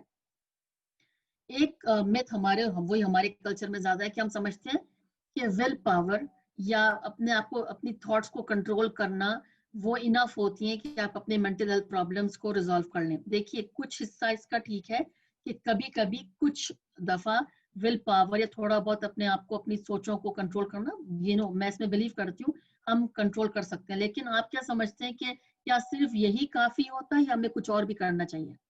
अगर कोई मेंटल हेल्थ की इश्यू है, तो मैं कहूँ कि नहीं, मैंने हेल्प नहीं लेनी, मैं बस अपनी विल पावर से ठीक हो जाऊंगी, क्या अकेले विल पावर जो है वो काफी होती है? Definitely not. ओके, अकेले विल पावर काफी नहीं होती, पर विल पावर का बहुत बड़ा रोल होता है। बिल्कुल। और मेडिकेशन एंड मेडिटेशन दोनों चाहिए विल पावर के साथ। ये बिल्कुल। मैंने डिप्रेशन के साथ जूझा हुआ है बड़े साल। और विल पावर, मेडिकेशन, मेडिटेशन, बिल्कुल। पहले ये ऑर्डर था, फिर will power and meditation. Medication मैंने बहुत जल्दी छोड़ दी थी, medicine I stop taking my self. हालांकि डॉक्टर्स मुझे कहते थे नहीं नहीं नहीं, ये तो आपने 5 साल और लेनी है। तो मुझे ऐसे लगता था कि वो मुझको बड़ा लिथार्जिक करती हैं वो मेडिसिन। और बिल्कुल। मुझे ऐसे लगता था कि मैं तो किसी लायक रह ही नहीं, बिकॉज आई वाज वर्किंग और मेरी बैंक की जॉब थी। तो मुझे बड़ा सीरियस इश्यू लगता था कि मैं वहाँ यूं करके बैठी हुई हूँ, वहां से कोई गलत चेक पास हो गया, कुछ गलत जगह साइन हो गए, गड़बड़ हो जानी है हमसे तो भाई।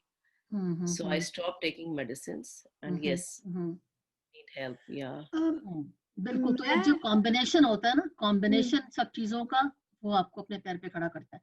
और हर एक का याद रखिएगा कोपिंग मैकेनिज्म डिफरेंट होता है। जैसे अभी मीरा जी ने कहा है ना, तो विल पावर है अपनी सोचों को कंट्रोल करना, एंड प्लस तो बहुत सारे फैक्टर्स, अकेले विल पावर काफी नहीं है, और अकेले कोई दूसरी चीज, जैसे कॉम्बिनेशन होता है फैक्टर्स का, वो मिलके आपको उन चीजों से निकालता है जो ज़हनी मसाइल होते हैं, ठीक है। और कोई कुछ बोल रहा था, मुझे सॉरी नजर नहीं आ रहा है। नहीं, मैं कह रही थी वही जो भी आपने कहा है कि विल पावर अकेली takes you so far only. तो उसके साथ आपको एडिशनल, और कभी कभी आई हैव बीन देयर कि कभी कभी ऐसा है कि आपको खुद महसूस होता है कि नहीं, मुझे मेडिकेशन की जरूरत है.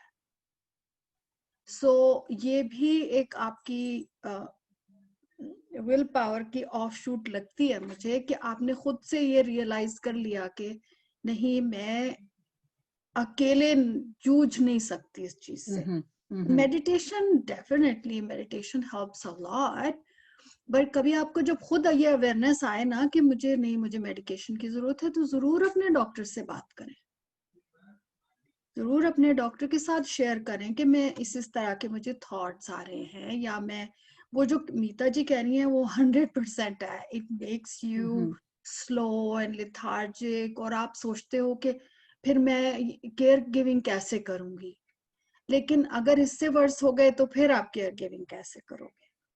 सो शेयर विद योर डॉक्टर, और प्रोबेबली वो बेहतर आपको रास्ता बता सकेंगे. बिल्कुल. हर इंसान मुख्तलिफ होता है, जैसे ना अपने आप को एक्सप्रेस करना तो खैर सबके लिए बहुत जरूरी है. हर एक की सिचुएशन अलग है, हर एक की प्रोफाइल अलग है, हर एक के मसाइल अलग है ना, तो हर एक की नीड भी अलग है. बिल्कुल. तो ये हमें देखना, हम सब एक जैसे नहीं है, कुछ चीजों में हम हैं एक जैसे, कुछ चीजों में हर एक के, मैंने कहा ना, हर एक की फैमिली यूनिक है, हर बंदा यूनिक है, तो वो अपने हिसाब से देखे कि हमने क्या करना है और हमारे लिए क्या बेहतर है. ठीक है. तो ये तो हो गई आपका मिथ नंबर 5. अच्छा, एक और चीज है. सॉरी, कुछ बोल रहे? हाँ, मैं ऐड करना चाहती थी इसमें. एक्चुअली केयर गिविंग की बात कर रही थी ना, हम चल रही है ना, तो मैं एक्चुअली ये जो स्टेज थी मेरी, जिसमें ये केयर गिविंग वाली स्टेज में भी थी मैं. My mother-in-law was living, I mean, we were living together, and she काफी टाइम वो बेड रिडन भी रहे. उससे पहले भी उनको बहुत ज्यादा केयर की और अटेंशन की जरूरत थी. उनको बड़े तरह के OCD भी थे, उनको बाद में डिमेंशिया भी हो गया था, और इस तरह से मुझको, मैं केयर गिवर की पोजीशन में काफी टाइम रही हूँ. मतलब कि तो उस सिचुएशन में एक जो मुझे लगता है कि केयर गिवर के ऊपर एक बहुत बड़ा प्रेशर, सोशल प्रेशर भी बहुत बड़ा होता है. अस्मा, आप तो बहुत अच्छे से इन चीजों को एक्सप्लेन करती हैं कि आप केयर कर रहे हो, फिर भी you are always under scrutiny कि आप केयर ढंग से कर रहे हो कि नहीं कर रहे हो. So when you are always under scrutiny, you are always under pressure and stress, and which causes depression. So ये पर इन चीजों को भी फाइट करना पड़ता है केयर गिवर को. मैं अपने पर्सनल एक्सपीरियंस की बात बता रही हूँ. जी, थैंक यू. नहीं, वेरी वेरी नाइस शेयरिंग मीता जी. और आपने मुझे एक स्टोरी याद दिला दी. मैं आपको बताऊं, मेरी एक स्टाफ था, कुछ अर्से पहले की बात है, साउथ एशियन लड़की. उसकी घर की मैं आपको स्टोरी सुनाऊं, यही कनाडा में. तो उसकी अम्मी जो थी वो उसकी दादी की देखभाल करती थी, क्योंकि काफी फैमिली यहाँ पर थी. तो दादी जो थी वो बहुत ज्यादा, उनको अल्जाइमर्स का वो शुरू हो गया था, तो वो भूल जाती थी. तो वो क्या समझती थी, वो दादी थी कोई 70 में कुछ, तो वो समझती थी कि वो दोबारा 30 इयर्स की हो गई हैं. तो वो उठ के किचन में चली जाती थी पकाने के लिए, और फिर गिर जाती थी. तो इस लड़की की जो अम्मी थी उस वक्त 50s में होंगी, वो उन दादी की देखभाल कर रही थी. अब दादी भी सारा पता है बेचारी, वो उनकी अपनी सेहत, अपनी दिमागी हालत, फिजिकल हेल्थ ठीक थी पर दिमागी हालत. तो उसकी अम्मी, इस लड़की की अम्मी केयर गिवर हो गई दादी की, है ना. इतना हुआ कि लोग, जैसे अभी आपने मीता जी कहा ना, इट्स अ वंडरफुल स्टोरी, के उनको लोग इतना जज करते थे कि वो दादी की देखभाल करने में इतना हलकान हो गई कि वो खुद बीमार हो गई केयर गिवर. और इतनी बीमार हो गई, कुछ उनको इश्यूज और भी थे, उनकी सर्जरी हो गई.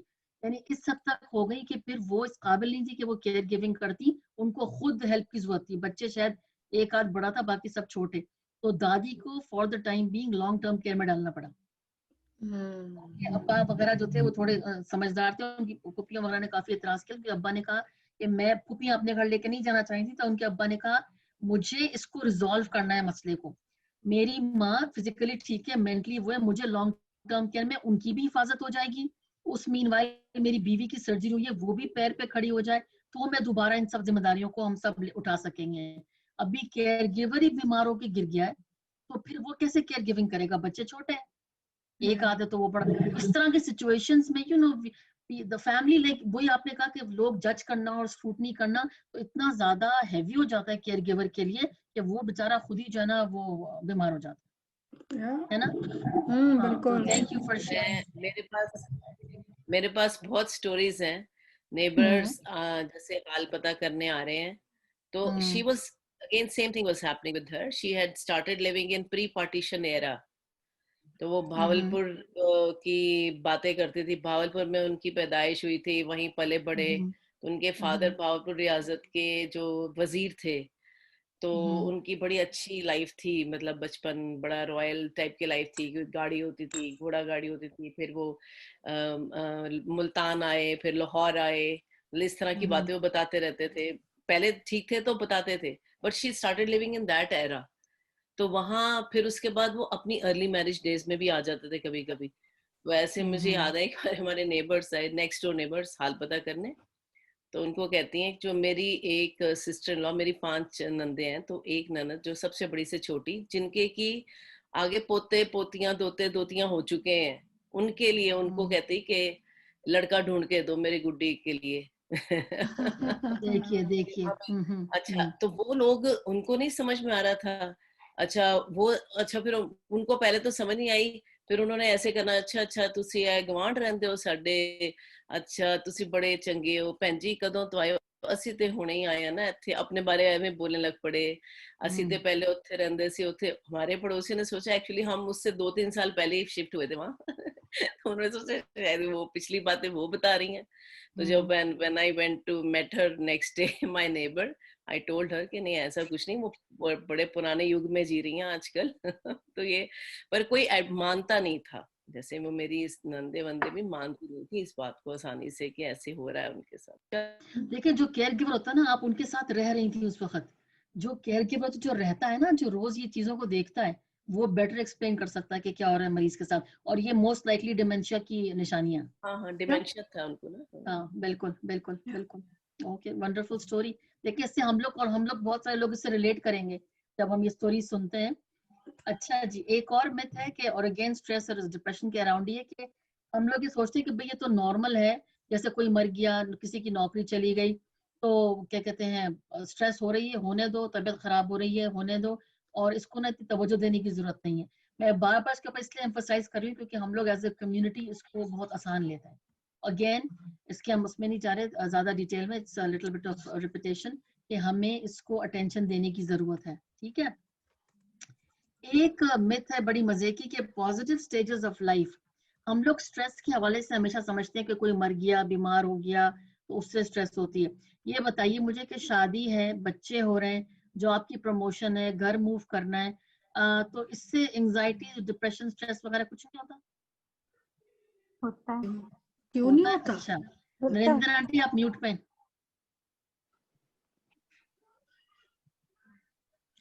होता है अस्मा जी। एंजाइटी होती है। देखो अब ना हम मकान बेच रहे हैं, बिल्कुल तो अब सामान इकट्ठा करना, इतनी एंजाइटी है ना, दिमाग हिला हुआ है। बिल्कुल इकट्ठा कर रहे हैं बिल्कुल और बिल्कुल। ये नहीं पता कि कैसा होगा कैसे नहीं। अच्छे पड़ोसी थे, वो मिलेंगे वहां के नहीं मिलेंगे, पहले सामान कलेक्ट करो फिर वहां जाके लगाना, तो बहुत स्ट्रेस ही कहो। डिप्रेशन में तो अभी नहीं गई मैं। देखिए, और ये एक टेक्निकली अगर आप देखो तो एक खुशी का मौका जी, हम नए घर में जा रहे हैं, हम घर से, लेकिन क्या होता है ये नहीं स्ट्रेस आ रहा इससे होता दिमाग है। में, ये नहीं आ रहा अभी, ये है कि यहाँ से जा रहे हैं। अच्छी पॉजिटिव स्टेजेस जो जिंदगी की होती है ना, बच्चे पैदा होते हैं, अब बच्चा पैदा खुशी का मौका है ना, तो लेकिन क्या स्ट्रेस होती है? ऑब्वियसली छोटा बच्चा रात को जगाएगा, उसको भूख प्यास लग रही है, माँ परेशान हो रही है, बाप भी उठ के जाग रहा है, उसको चेंज कराना है, उसको खाना देना है, खुद नींद खराब हो रही है। तो जो पॉजिटिव चीजें होती है, रिटायरमेंट है, एक खुशी होती है कि चलो भाई ठीक है हम रिटायर हो गए अब, लेकिन आगे क्या होगा, अब फारिग वक्त में क्या करना। तो ये जो पॉजिटिव स्टेजेस होती है जिंदगी की, उससे भी स्ट्रेस होती है। मैंने एक बहुत साल पहले एक प्रेजेंटेशन की थी, तो मैंने खुद भी सीखा कि स्ट्रेस 2 तरह की होती है।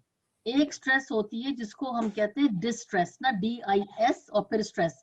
डिस्ट्रेस होती है जो जिंदगी में दुखी चीजें होती है ना उसकी वजह से, और एक होती है यू स्ट्रेस, EU, और फिर स्ट्रेस। ठीक है, उसकी आप तफसील में नहीं मैं बता रही, ये 2 चीजें। तो स्ट्रेस दोनों में जनरेट होती है, तो यू स्ट्रेस जो है, EU स्ट्रेस, यूज स्ट्रेस कहते हैं उसको, वो जिंदगी के जो खुशी की चीजें है ना, मैरिज है, जॉब प्रमोशन है, ये उसकी वजह से जो स्ट्रेस जनरेट होती है उसको यूज स्ट्रेस कहते हैं, और जो दुखी वाकयात की वजह से होती है उसको डिस्ट्रेस कहते हैं। लेकिन दोनों सूरतों में स्ट्रेस हो रही है, ठीक है, तो दोनों सूरतों में अपने आप को कैसे काम डाउन रखना है और कैसे करना है वो हम लोगों को सीखना है, ठीक है। अच्छा जी, एक मिथ है कि जी एक अच्छी जिंदगी वो होती है कि मैं अगर अपनी फैमिली के मुताबिक और अपने कल्चर के मुताबिक बिल्कुल सीधी जिंदगी गुजारूंगी तो मुझे कोई डिप्रेशन एंजाइटी नहीं होगी, क्या ये ठीक है? चेंज होना पड़ता है।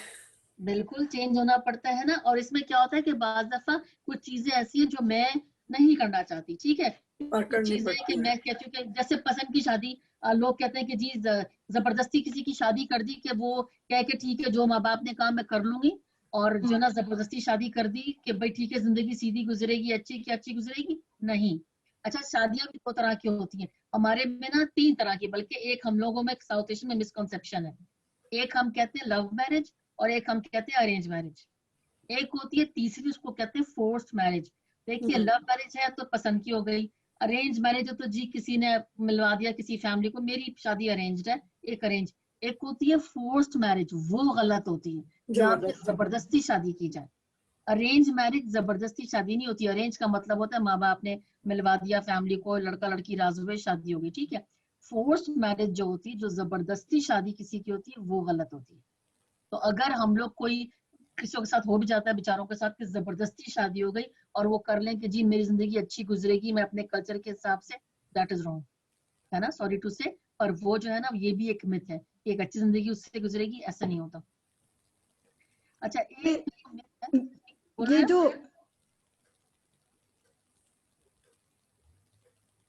हेलो, इज देयर अ हाँ question? no, I was gonna just add to that कि ये मुझे भी नहीं अंदाजा था कि काफी कुछ कल्चर्स में काफी प्रेवलेंट है ये, और यूके में इतना ज्यादा हो गया था कि उन्होंने एक फोर्स्ड मैरिज लॉ बनाया है।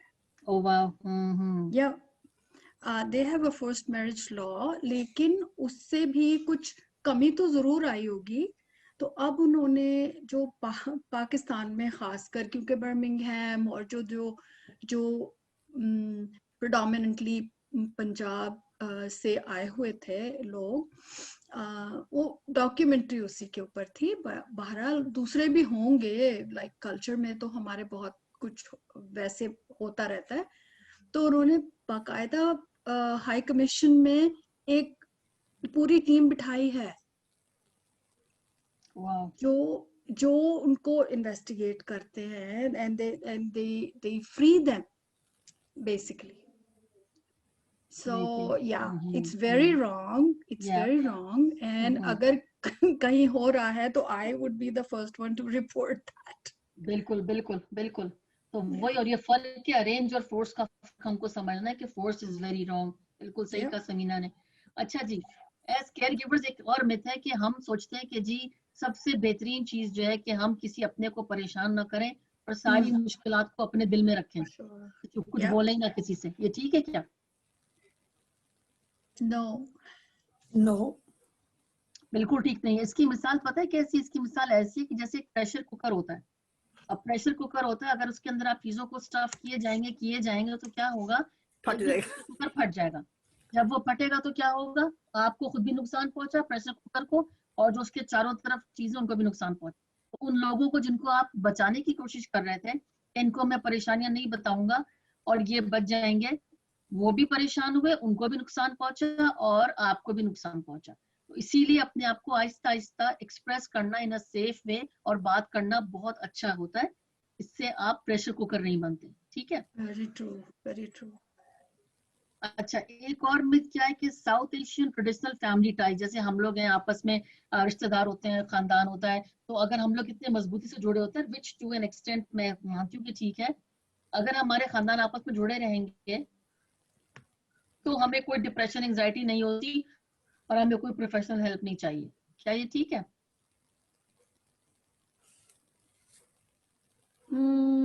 ज्यादा हो गई मेरे नहीं को तो ठीक है, लगता है। ठीक है, क्योंकि एक हद तक काउंट करता है, एक हद तक हमारे फैमिली टाइज इम्पोर्टेंट है और हमें हेल्प करते हैं, लेकिन बाज दफा सॉरी टू से फैमिली टाइज बाज लोगों इंडिविजुअल के की लिए अपनी मुश्किल भी बन अपनी जाता है। चॉइस, अपनी ठीक पसंद है, होती तो है। अगर फैमिली टाइज हमारे स्ट्रांग है, बिल्कुल बिल्कुल, और सिचुएशन भी आंटी, सिचुएशन भी होती है ना, तो हमारे फैमिली टाइज बहुत अच्छे हैं, सब कुछ है, लेकिन अकेले भी काफी नहीं होते बाज दफा के स्ट्रेस और डिप्रेशन से बचा लें, तो हमको प्रोफेशनल हेल्प चाहिए होती है।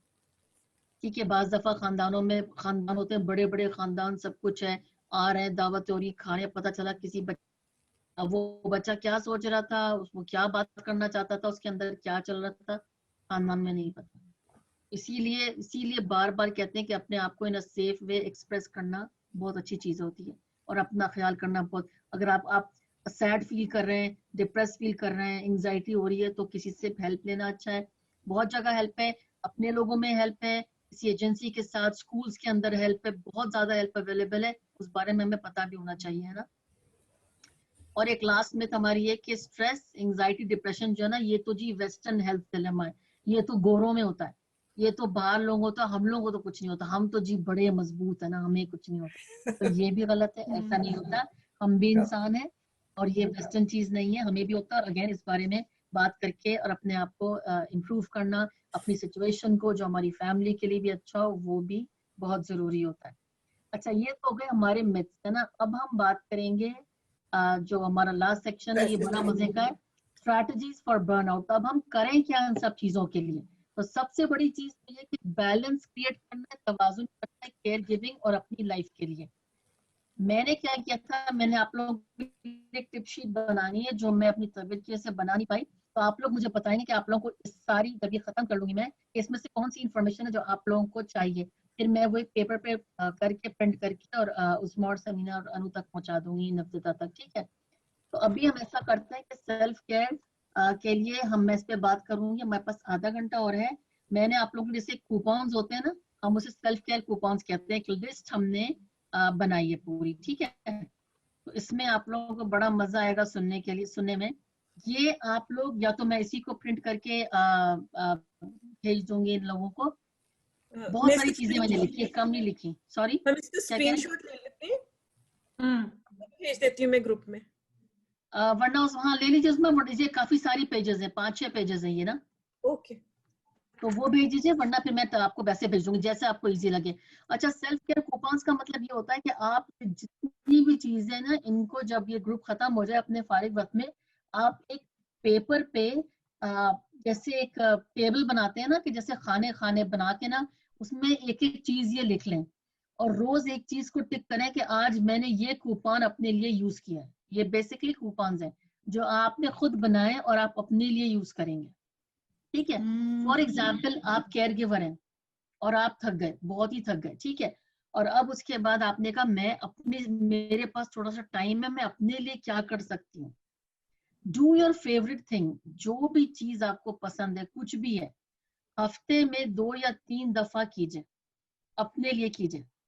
कुछ लोगों को अपने से बात करने की आदत होती है ना, तो इसमें ये कहते हैं, जो जिस ऑथर ने, जहाँ से मैंने लिया, उन्होंने कहा कि अपने बारे में अपने आप से बात करिए, कि नरमी के साथ अपने आप से बात करिए। हमारे कल्चर में चीजें, हम लोग अपने लिए बड़े सख्त हैं, हमें ये करना है, बस अब ये अचीव करना है, इसको ऐसे करना है, ऐसे नहीं, कभी अपने लिए नरम भी हो जाना चाहिए। ठीक है, कभी अपने लिए भी नरम होना चाहिए। B gentle with yourself. Right in a journal, कभी कुछ लिखें अपने बारे में। कुछ लोग पोइट्री लिखते हैं, कुछ लोग नज़में, कुछ लोग कहानी लिखते हैं, कुछ लोग कुछ भी, कोई लतीफा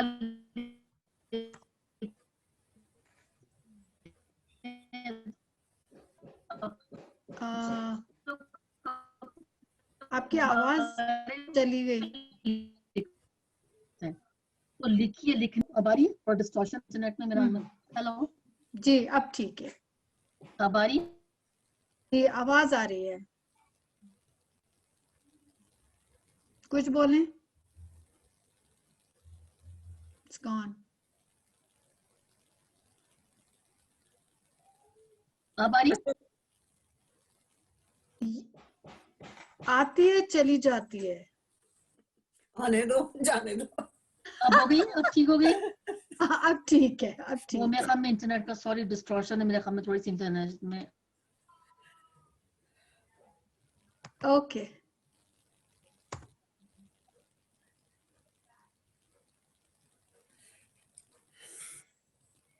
अच्छा, और कोई गाना सुन लीजिए जो आप लोगों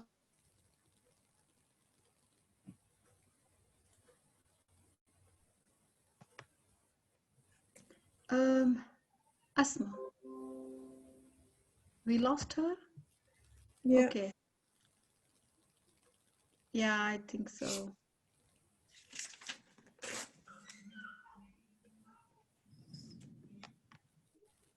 So जैसे अस्मा बता रही थी, Hmm. जब तक वो नहीं आती तो Hmm. मैंने Yeah. उनको पढ़ते हुए ऐसे बना दिया कि जैसे मैं ये जार में डाल दूंगी Hmm.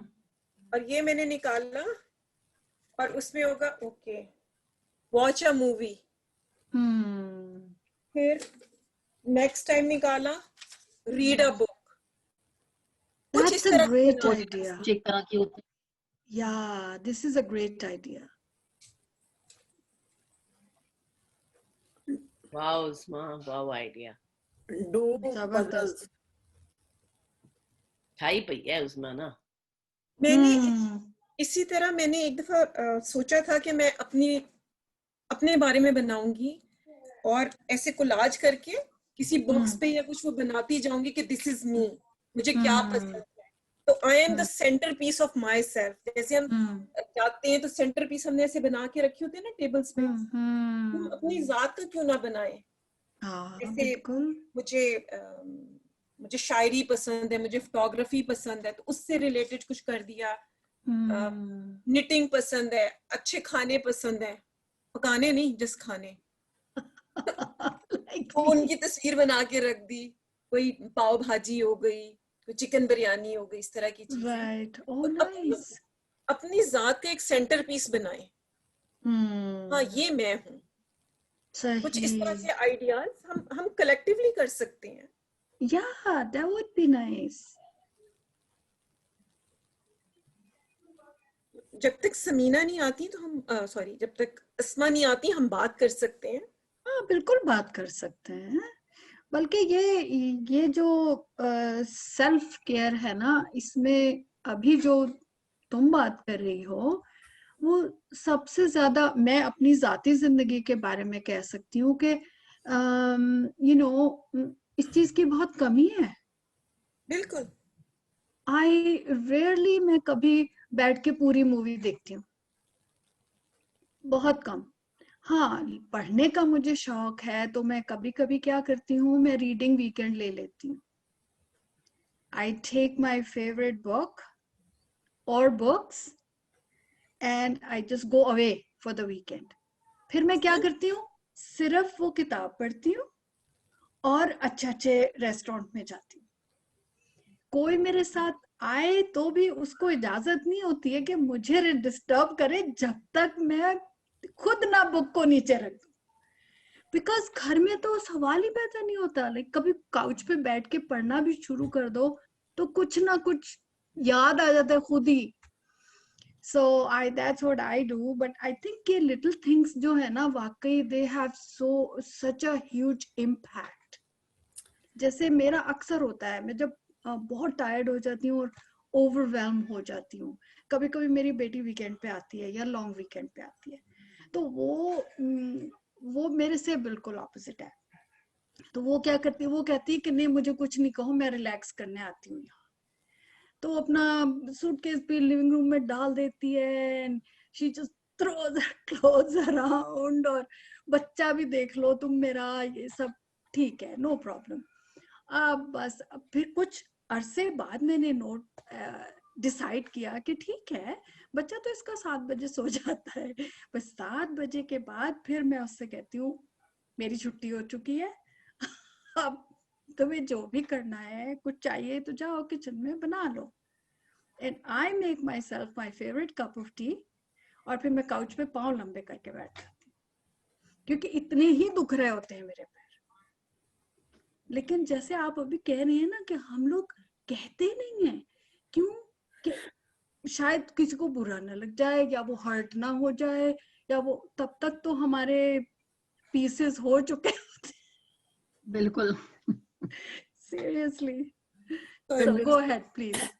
मेरे को रात को नींद नहीं आती जब तक मैं 2 घंटे ना पढ़ लूं कुछ something. Beautiful, very good. सारा किचन साफ कर करके उसके बाद बेड पर मैं 10-11 बजे से पहले सोती हूँ. नहीं, बहुत अच्छा है, बहुत रिलैक्सिंग होता है. बड़े कुछ रीडिंग तो मेरा रेगुलर है. कभी कुछ करती हूँ, कभी पता नहीं मेरे को आती नहीं. बिल्कुल. और सविया बिल्कुल छोटी सी कोई चीज कर लेना, जैसे और मैं स्क्रीन अब शेयर नहीं करी क्योंकि फिर इंटरनेट क्लिक कर रहा है, कि थोड़ी सी वॉक कर ली, थोड़ा सा बाहर बैठ गए, थोड़ा सा जो ना वो डाइट में चेंज करी. डाइटिंग बजाने की बिल्कुल जरूरत नहीं है, मैं डाइटिंग के सब खिलाफ हूँ, लेकिन थोड़ी सी कुछ गलत चीजें खानी छोड़ दी, अब पानी ज्यादा पीना शुरू कर दिया, नींद ले ली ठीक, डॉक्टर को चेकअप करने के लिए, ये भी सेल्फ केयर के अंदर होता है. जो डॉक्टर के पास अपने जा रहे हैं, आंख चेक करा रहे हैं, अपने दांत ठीक करा रहे हैं, ये सारा भी सेल्फ केयर के अंदर जाता है. इसलिए भी मैं भी गिल्टी होने की जरूरत नहीं है आप लोगों को. नहीं, एब्सोल्युटली. अब तो डॉक्टर्स अपॉइंटमेंट ही नहीं देते कोरोना करके. वेट करते रहो. वो आपको फोन करते हैं आफ्टर आवर्स. अगर आप क्लिनिक कॉल करेंगी ना, मिसागा में तो हमने इस तरह की देखा है कि कॉल करें आप तो वो फिर आपको क्लिनिक के आवर्स के बाद उनके क्लिनिक से आपको कॉल आ सकती है. वो आपसे या उनके असिस्टेंट आपसे बात करके पूछेंगे कि आपको क्या मतलब वो है, क्या क्वेश्चन है. मैं कभी पोएम लिखने लग जाती हूँ, कभी कोई शॉर्ट स्टोरी, तो कभी कुछ लिख लिया, कुछ पढ़ लिया, कोई कर लिया.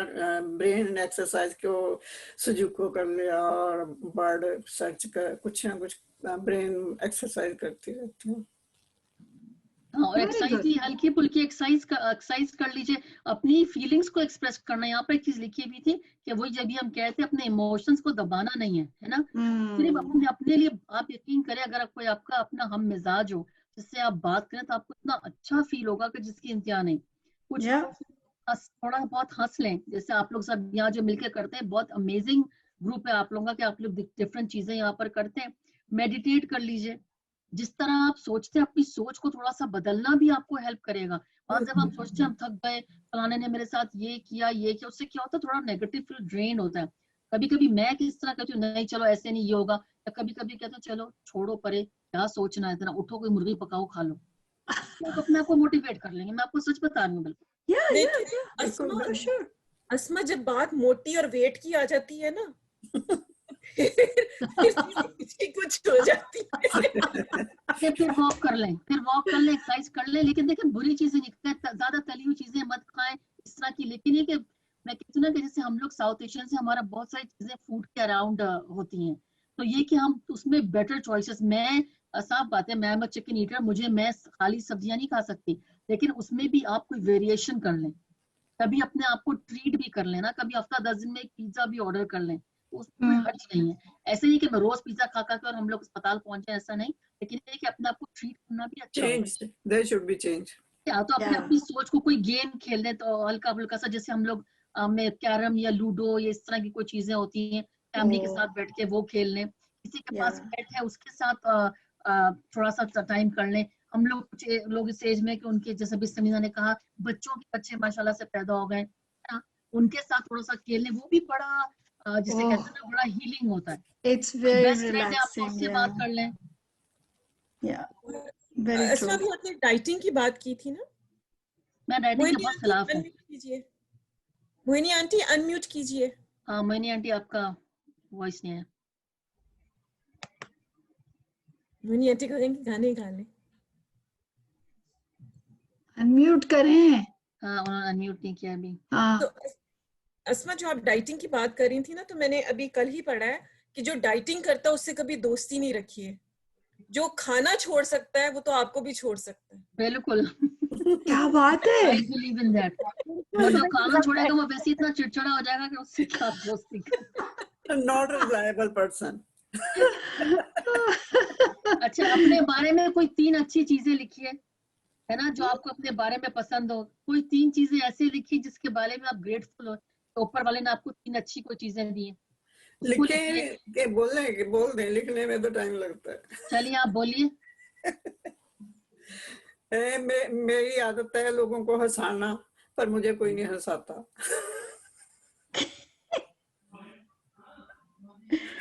बुक्स पढ़ना मेरी हैबिट है बहुत. और मैं कम बोलती हूँ, पर यहाँ मैं बेहद बोलती हूँ। आपके ग्रुप में बेहद बोलती हूँ, अच्छी अदरवाइज बात है ना, आप एक्सप्रेस कर रही हैं, आपको पता है आपको राइट इसको करके कितनी खुशी होगी। नहीं, मैं वैसे बहुत कम बोलती हूँ पर यहाँ मैं खूब बोल लेती हूँ। जो भी मतलब आता है, कोई भी प्रॉब्लम जो भी कुछ होती, मैं उसको मतलब बोल सकती हूँ, चुप नहीं रह सकती। कर दिया। सुखजिंदर आंटी कुछ बोल रही हैं, आप अनम्यूट कीजिए अपने आप को, अनम्यूट। हाँ, अभी मैंने उनको बताया है कि अनम्यूट कर लें। किया तो था, अब मैं अपना हाँ, क्वेश्चन हो गया। पूछ रही हूँ, तब क्वेश्चन मैं अपनी फ्रेंड ਦੇ ਨਾਲ ਤੇ ਬਹੁਤ ਖੁਸ਼ ਰਹਿੰਦੀ ਹਾਂ, ਪਰ ਮੈਂ ਘਰ 'ਚ ਬਹੁਤ ਚੁੱਪ ਰਹਿੰਦੀ ਹਾਂ। अच्छा, ਮੈਂ ਆਪਣੇ ਫਰੈਂਡ ਸਰਕਲ 'ਚ ਤੇ ਬਹੁਤ ਜ਼ਿਆਦਾ ਬਹੁਤ ਇੰਜੋਏ ਕਰਦੀ ਹਾਂ, ਬਹੁਤ ਖੁਸ਼ ਰਹਿੰਦੀ ਹਾਂ, ਪਰ ਘਰ 'ਚ ਮੈਂ ਬਹੁਤ ਚੁੱਪ ਰਹਿੰਦੀ ਹਾਂ। क्योंकि क्यों अभी आपको जब आप कंफर्टेबल घर लगे? में बोलते ਕਿਉਂਕਿ हो, ਥੋੜੇ ਸਾਲ ਪਹਿਲਾਂ 3 ਸਾਲ ਪਹਿਲਾਂ ਮੇਰੇ ਹਸਬੰਡ ਦੀ ਡੈਥ ਹੋ ਗਈ, ਫਿਰ ਮੇਰੇ ਬੇਟੇ ਦੀ ਹੋ ਗਈ। ਉਹ ਸਾਰਾ ਸਟ੍ਰੈਸ ਸੋਚ ਕੇ ਮੈਨੂੰ ਘਰ 'ਚ ਰਹਿਣਾ ਅੱਛਾ ਨਹੀਂ ਲੱਗਣ ਲੱਗਿਆ। ਮੈਂ ਬਾਹਰ ਜਾਨੀ ਫਿਰ ਥੋੜਾ ਹੱਸ ਲੈਂਦੀ ਆ, ਫਿਰ ਮੈਂ ਘਰ ਆਣੀ ਸੋਚਦੀ ਆ ਕਿ ਬਹੂ ਆਖੇਗੀ ਇਹ ਕਿਸ ਤਰ੍ਹਾਂ ਹੱਸਦੀ, ਇਹਦਾ ਹਸਬੰਡ ਵੀ ਚਲਾ ਗਿਆ, ਇਹਦਾ ਬੇਟਾ ਵੀ ਚਲਾ ਗਿਆ, ਇਹਨੂੰ ਉਸ ਚੀਜ਼ ਨੇ ਮੈਨੂੰ ਅੰਦਰ ਅੰਦਰ ਨਾ ਮਾਰ ਦਿੱਤਾ। ਜੋ ਮੈਂ ਬਾਹਰ ਬੈਠ ਕੇ ਕਿਸੇ ਨਾਲ ਆਪਣਾ ਹੱਸ ਲੈਣੀ, ਖੁਸ਼, ਕਿਉਂਕਿ ਉਸ ਚੀਜ਼ ਚੋਂ ਮੈਨੂੰ ਲੱਗਦਾ ਕਿਸੇ ਨੂੰ ਇਹਨਾਂ ਨੂੰ ਪਤਾ ਲੱਗ ਗਿਆ ਵੀ ਹੱਸਦੀ ਸੀ ਤੇ ਇਹ ਮੇਰੇ ਵਾਸਤੇ ਪਤਾ ਨਹੀਂ ਕਿਹੜਾ ਬੰਬ ਬਲਾਸਟ ਕਰ ਦੇਣਗੇ। नहीं तो मेरे ख्याल में तो ये आपने बहुत अच्छा तरीका एडॉप्ट किया है हाँ। कि देखें, दोस्तों जैसा कोई नहीं होता, ये भी मैं बता। ਪਰ ਮੈਂ ਹੁਣ ਬਾਹਰ ਜਾਣਾ ਵੀ ਬੰਦ ਕਰ ਦਿੱਤਾ, ਕਿਉਂਕਿ ਮੈਨੂੰ ਆਪਣੇ ਆਪ ਨੂੰ ਫੀਲ ਹੋਣ ਲੱਗ ਪਿਆ ਕਿ ਘਰ ਕਿਸੇ ਨੂੰ ਪਤਾ ਲੱਗੇਗਾ, ਭਾਵੇਂ ਬੇਸ਼ੱਕ ਕੋਈ ਗੁੱਸਾ ਨਾ ਕਰੇ, ਉੱਥੇ ਬਹੂ ਸੀ, ਬੇਟਾ ਸੀ, ਜੋ ਵੀ ਸੀ, ਬਈ ਕੁਛ ਨਾ ਕਹਿਣ, ਪਰ ਮੈਨੇ ਆਪਣੇ ਆਪ ਨੂੰ ਫੀਲ ਹੋਣ ਲੱਗਾ ਸੀ ਕਿ ਘਰੋਂ ਬਾਹਰ ਗਈ ਆ, ਬਾਹਰ ਜਾ ਕੇ ਖੁਸ਼ ਰਹਿੰਦੀ ਆ, ਇਹ ਹੈ ਉਹ, ਕਿਸੇ ਨੇ ਮੈਨੂੰ ਇੱਕ ਵੀ ਗੱਲ ਕਹਿ ਦਿੱਤੀ ਮੈਂ ਸਹਿ ਨਹੀਂ ਸਕਦੀ, ਮੈਂ ਸਹਿ ਨਹੀਂ ਸਕਦੀ, ਕਿਉਂਕਿ ਮੈਂ ਇੰਨਾ ਅੰਦਰੋਂ ਅੰਦਰ ਕੁੱਟ ਗਈ ਆ ਕਿ ਮੇਰੇ ਵਾਸਤੇ ਸਹਿਣਾ ਬਹੁਤ ਔਖਾ ਹੋ ਗਿਆ। What do you say, Asma?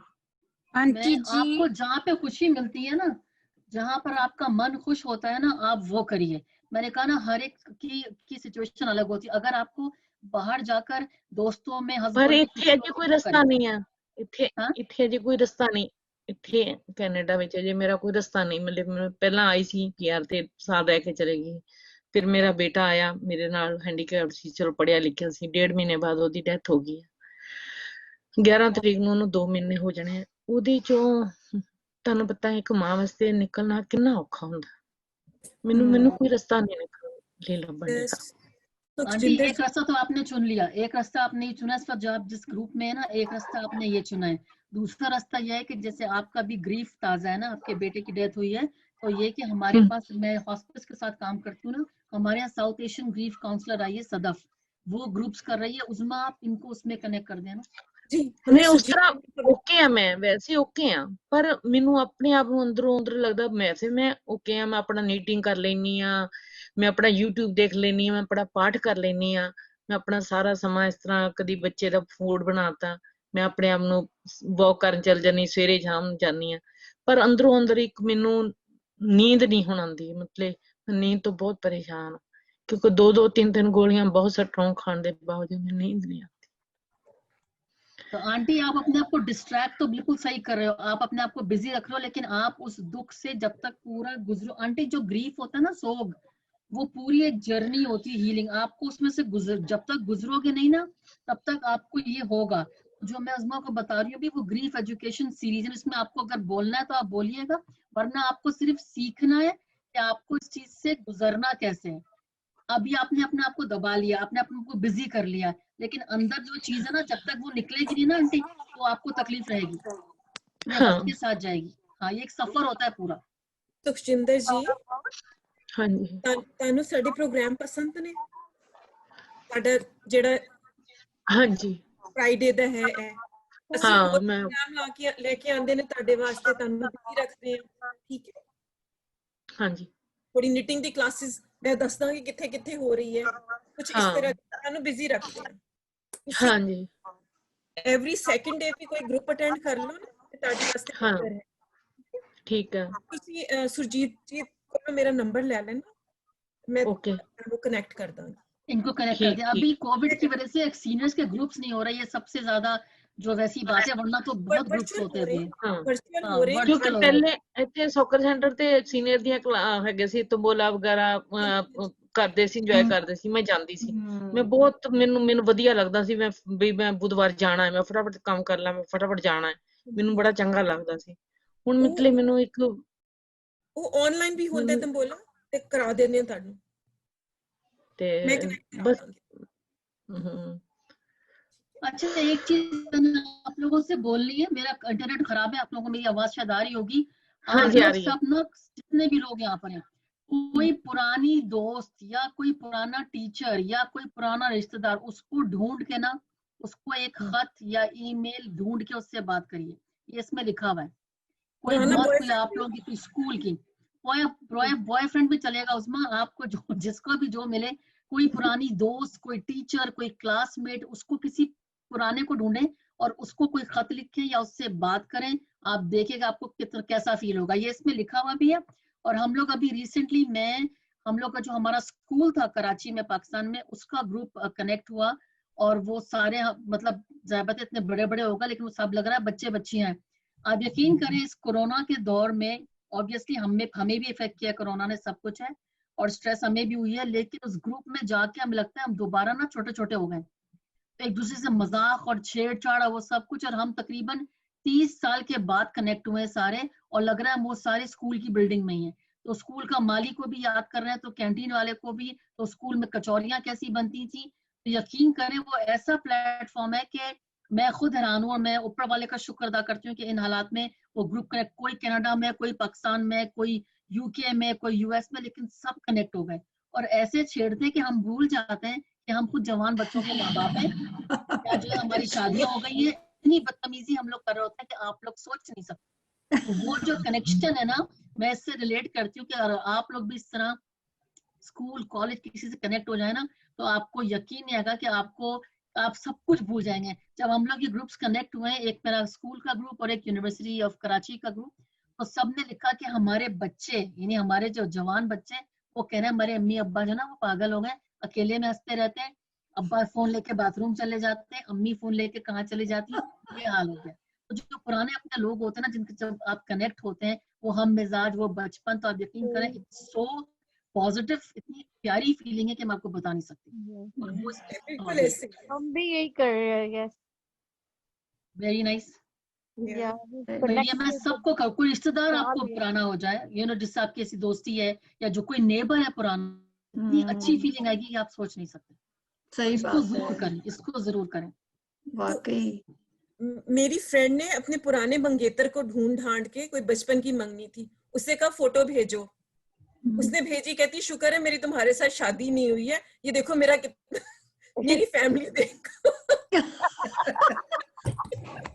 कहती मैं देखना चाहती थी तुम अब कैसे हो। I like that. ये राज भी खुले, ये भी बहुत सारे राज खुले हमारे में। कौन बोल रहा है? अस्मा बोल रही हैं, अस्मा की आवाज वो हो रही है। अस्मा आप अपना वीडियो बंद कर दीजिए। आप लोग जूम के ऊपर हाँ वीडियो बंद कर दें, सही। ठीक है ना, आप लोग कोई मूवी भी सकते हैं, यानी आप लोग जूम पे होके स्क्रीन शेयर करके कोई मूवी या कोई ड्रामा देखें, इस तरह की कोई चीज के जितना ज्यादा आप कनेक्ट रह सकते हैं ना, उस्मा कैन थिंक ऑफ अ वे। जी अस्मा, जैसे हम लोग अभी इस फ्राइडे को हमारा जो विमेन सेशन होता है उसमें हम मूवी थप्पड़ डिस्कस कर रहे हैं। ओह वाओ, ठीक है, बहुत अच्छा। फ्राइडे या इस फ्राइडे को सो जो भी आना चाहता है जरूर आइए। क्या नाम है मूवी का? थप्पड़। पता नहीं किसे सच्चे में थप्पड़ आ गया। ए मूवी हैगी है थप्पड़? हाँ जी। ओ माय गॉड, देख ले ओए, सच्ची दा थप्पड़ नहीं है ਉਹਦੇ ਚ। सच्चे मुच्ची ओए होए फिर तो देखनी पड़ेगी। सच्ची मुच्ची है Amazon Prime इस फ्राइडे को डिस्कशन जरूर देखना। नेटफ्लिक्स पे है। थप्पड़ YouTube से हैगी है, देख ले। हफ्सा ने नेटफ्लिक्स भी डाउनलोड है। किया हुआ ग्रुप आंटी में। हफ्सा ने आंटी हफ्सा ने ग्रुप में भेजा हुआ है, उसके सारी इंफॉर्मेशन भेजी हुई है। गुलनाज आप मोहिनी आंटी को प्लीज फॉरवर्ड कर दीजिएगा। थप्पड़ हाँ मैं फॉरवर्ड। पर आंटी आपके पास नेटफ्लिक्स है? देखना थप्पड़ की नु पिया है, फिर मैं भी क्लासेस ला। आईपीटीवी पे भी है। बड़ी मोनी दीदी बहुत जी सिंसियर है। की बहुत हाल अच्छी है? है। मैं कह रही हूँ बड़ी अच्छा जी। सीरियस पिक्चर है। अच्छा अभी हाँ हंसी मैंने भी मजाक सुनी, उसमें। मैंने देखी मैं नहीं है। मैं शाम अच्छा। को इसके ऊपर देखती हूँ, थप्पड़ लिख के आ जाएगा। आईपीटीवी पे। बच्चों के साथ देख सकते हैं। हाँ बिल्कुल जी देख सकते हैं, एक आध सीन छोटा सा है। भाई ओके बच्चों के साथ देखनी है तो फिर वो देखिए खोसला का घोंसला देखिए या स्पेशल 26 देखिए। ओके ठीक है, क्योंकि ला मैंने घोंसले दा घोंसला घोंसले का घोंसला बहुत ही अच्छी है, कोई उसमें नहीं ऐसी भी घोंसला मूवीज का। दिखाएं। I know people used to all the people friends used to tease us घोंसले का घोंसला। अच्छा आपका लास्ट नेम खोसला है, सही बात गीता है। जी नहीं बड़ी दूसरी कौन बेहतरीन सी फिल्म है? है वो। अरे दृश्यम दिखाओ बच्चों को, दृश्यम। दृश्यम बहुत का अच्छी बच्चे दृश्यम का लगी थी। दिखाओ, तमिल वर्जन 3 भी है अक्टूबर हो। बहुत पहले देखी थी दृश्यम।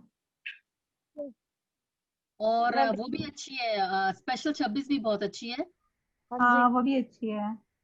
तो इस तरह ही अच्छा जी मैं अपना सेशन एंड कर रही हूँ थोड़ी देर में, बस 5 मिनट में। आखिरी जो इसमें चीज लिखी हुई है सेल्फ केयर के लिए, हक समवन। मुझे पता है तो कोरोना है, लेकिन जो भी आपका करीबी है, आप सेफ कांटेक्ट है तो उसको गले लगा लें 30 सेकंड तक, उससे भी हाँ बड़ा फर्क पड़ता है। बड़ा हक चेजेस डिप्रेशन अवे, बड़ा हक करने चाहिए दिन में। बिल्कुल बिल्कुल। अस्मा जी मैंने सुना है कि अपना जो पेट होता है ना, उसको भी अगर आप थोड़ी देर, उससे भी आपका वो स्ट्रेस रिलीज होता है। किससे किससे गुलनाज? जैसे बिल्ली, जैसे हाँ बिल्कुल कैट बिल्कुल है। जी, बिल्कुल बिल्कुल। पेट से भी होता है और बच्चों को गले लगाने से तो बहुत होता है। एक जब मेरी बेटी छोटी थी, स्कूल में एक सिंगर आई थी शार्लेट डायमंड, उसका पूरा गाना है कि बच्चों के लिए 4 hugs a day, that's the minimum, 4 hugs a day, not the maximum। 4 दफा कम से कम गले लगाना चाहिए बच्चों को, ये मिनिमम होता है। और ये कि एक दूसरे के साथ मिलना, कनेक्टेड रहना, ये सब कुछ ना, this is all part of self care. तो बस इसके ऊपर मैं अपना सेशन एंड कर रही हूँ। Thank you very much for listening everybody, बहुत बहुत शुक्रिया आप लोगों का। और ये मैं टिप शीट बना के उस्मा को भेजूंगी, और मैं चाहूंगी कि आप ये कूपन्स बना के अपने फ्रिज पे चिपका लें कि रोज आपने एक चीज अपनी सेल्फ केयर के लिए करनी है, चाहे छोटी सी सही। वो ठीक है, फिल्मों का नाम भी भेज रहे हैं। Thank you so much for your time, बहुत बहुत मजा आया। No problem. बार्नी ने कोई गाना गाता था ना, एंड अ बिग बिग हग। हाँ हाँ बार्नी हाँ का सॉन्ग याद है? हम हाँ बच्चों के बिल्कुल साथ देखते थे। बिल्कुल। हाँ जी, थैंक यू ये सो मुझसे मच कोई अस्मा। डॉक्टर गुल, मदन अंकल वो जा चुके हैं और उन्होंने चैट में लिखा है एक्सीलेंट सेशन। फारिया हमारे साथ हैं और फारिया का नेक्स्ट वीक का है, सो वो थोड़ी सी इंफॉर्मेशन दे दें। अस्मा आपने भी भागना नहीं है। अच्छा मैं तो फिल्मों के नाम लिख रही हूँ, अभी किसी ने मुझसे पूछा फिल्मों के नाम लिख हाँ दो। जी, हाँ जी, लिखें, लिखें। घोंसला का घोंसला, स्पेशल 26, दृश्यम। जो मेरे शो का नाम है ना, अंदाज अपना अपना, वो देखो, अंदाज हाँ, अपना अच्छा। मूवी। अपना अपना शो देखो और उसमें गाने वाले देखो कौन कौन से हैं। नहीं दीदी आपने कॉल करना है, आपको पता है ना।